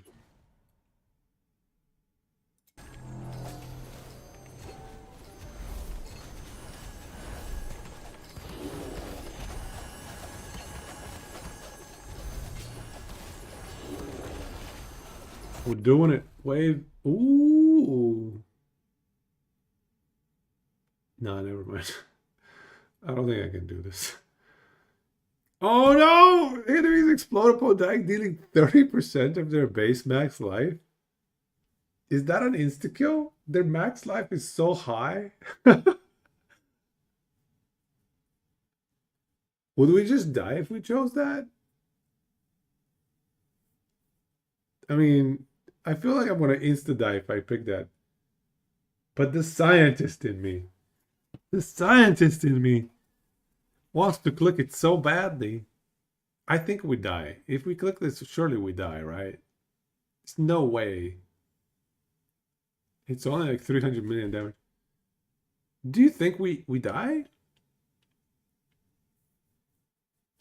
Look, 2 billion HP. There are elites with 2 billion HP. Without all the... Okay, well, I mean... Mithridium raises a good point. We must do science. In the name of science, we must click this. Are you guys ready for this?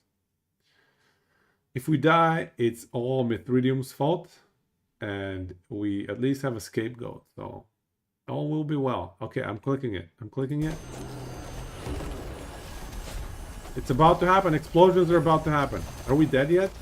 I haven't died yet. I think Mithridium was correct. Mithridium was right. I think. Either that or the game is just too confused to do anything. I think Mithridium was correct, and it's based on the base HP, not on the modified HP. Oh my god, that is intense. Something about blindness.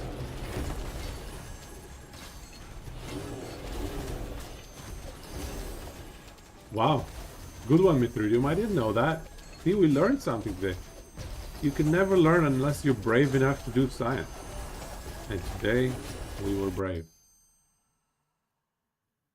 Thanks to Mithridium, that was. I almost bailed out, but we have to click it.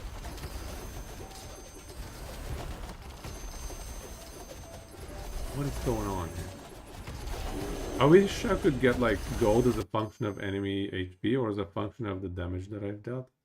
Woohoo! Extra gold find. Give them more HP. Do it. Because they're not tanky enough. If my heal stops for like a few seconds, I'm so dead. Okay, we're gonna take it chill for a little bit. We're gonna slow down a little bit. For some reason enemies are not dying. Yeah, we're gonna slow down a little bit. I'm not sure what happened. Something's wrong.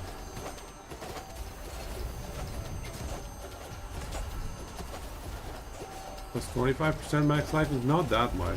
Why are they just immortal all of a sudden?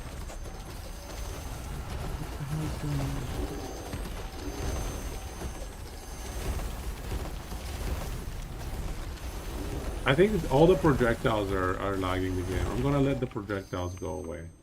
That's too many projectiles. Can you just leave me alone, please? There's too many projectiles. Oh! The projectiles are coming at me. Oh my god, there's so many of them. Okay, alright, okay. We made it. We made it. We made it. Okay. Whew. 12 waves. I mean, we have to pick this one, right? At this point, we're just asking to get killed.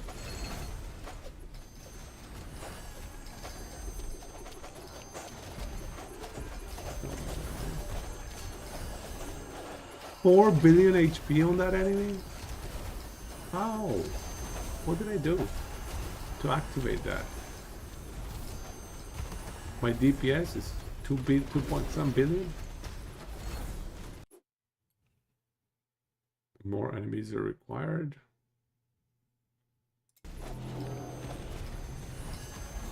These are tank boys more.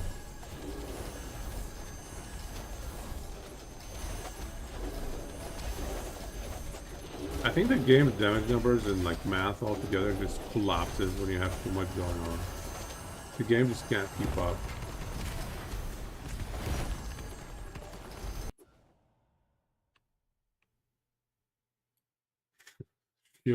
Shield equal to 100% of their max life. No, I think I'm done. I'm done applying stupid stuff.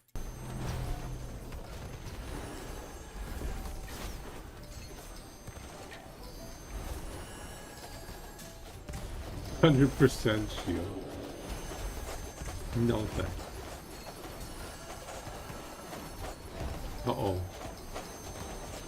I'm hearing a lot of attacks.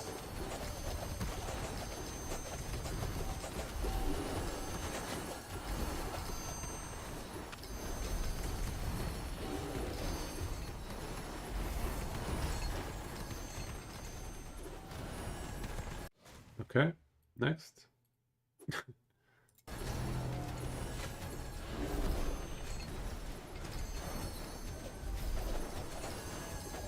Wave 92. I think we might be able to finish this actually. This meme of a run.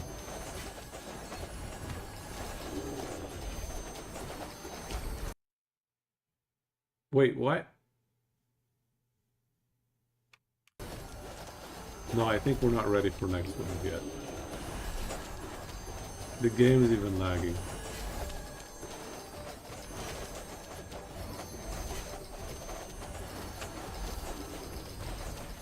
The bluey.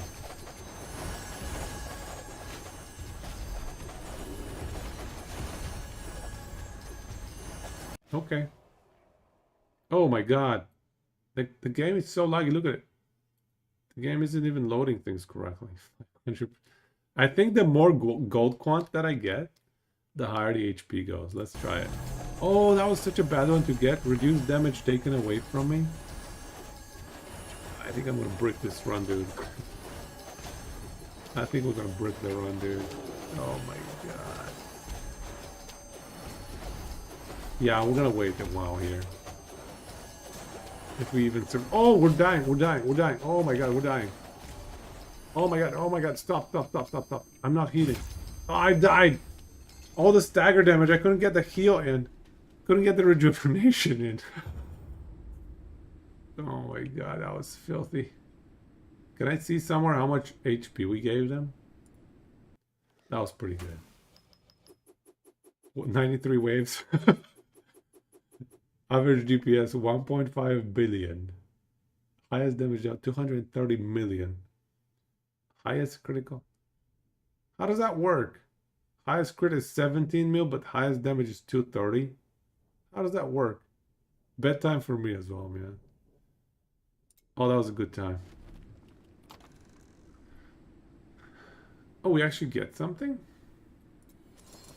What do we get here? Oh. We got one item? Okay. Alright. Alright. Not bad. That was pretty funny.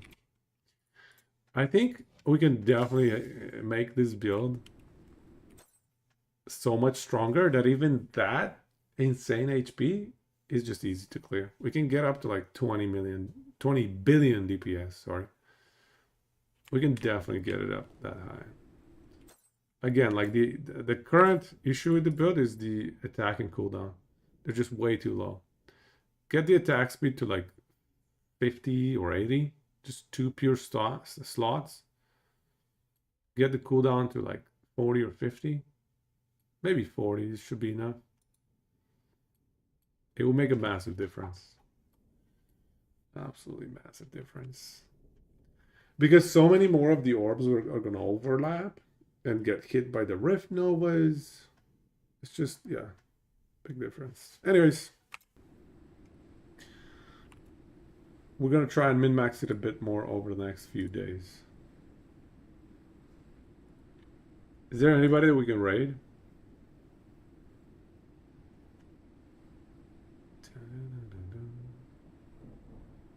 Let's give somebody a raid, and then it's bedtime.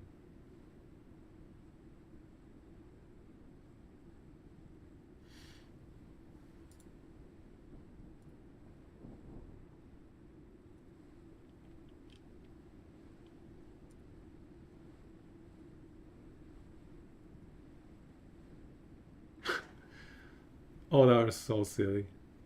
2 billion DPS.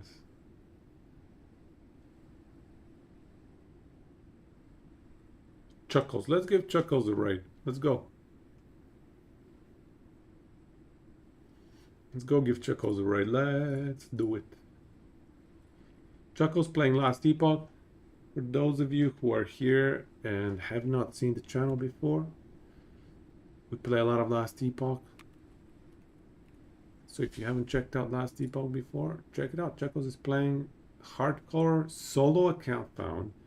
350 corruption, paladin, spin, smite, HA. What is HA? Flame burst. Holy aura? Is that HA? Holy aura? Flame burst. And he's had 2 hardcore solo account found rips already. So let's see if we can catch another one. Hopefully we don't, you know, disturb him and surprise him in a way where he rips. Anyways, let's go give him a raid. We'll be back, I don't know, Tuesday or Wednesday? I don't know. We'll probably take it chill tomorrow and then back Tuesday, Wednesday, something like that. Let's go raid. Let's do it. GG's, everybody. I'm going to try and min-max the build a bit more over the next 4 or 5 days, and then we'll make another build guide with even better memes than, 2 billion DPS. We can then get 15 billion DPS. Let's get 15 billion DPS. All right. GG's, everybody. Hope you have a good night. And go chiso, son esta.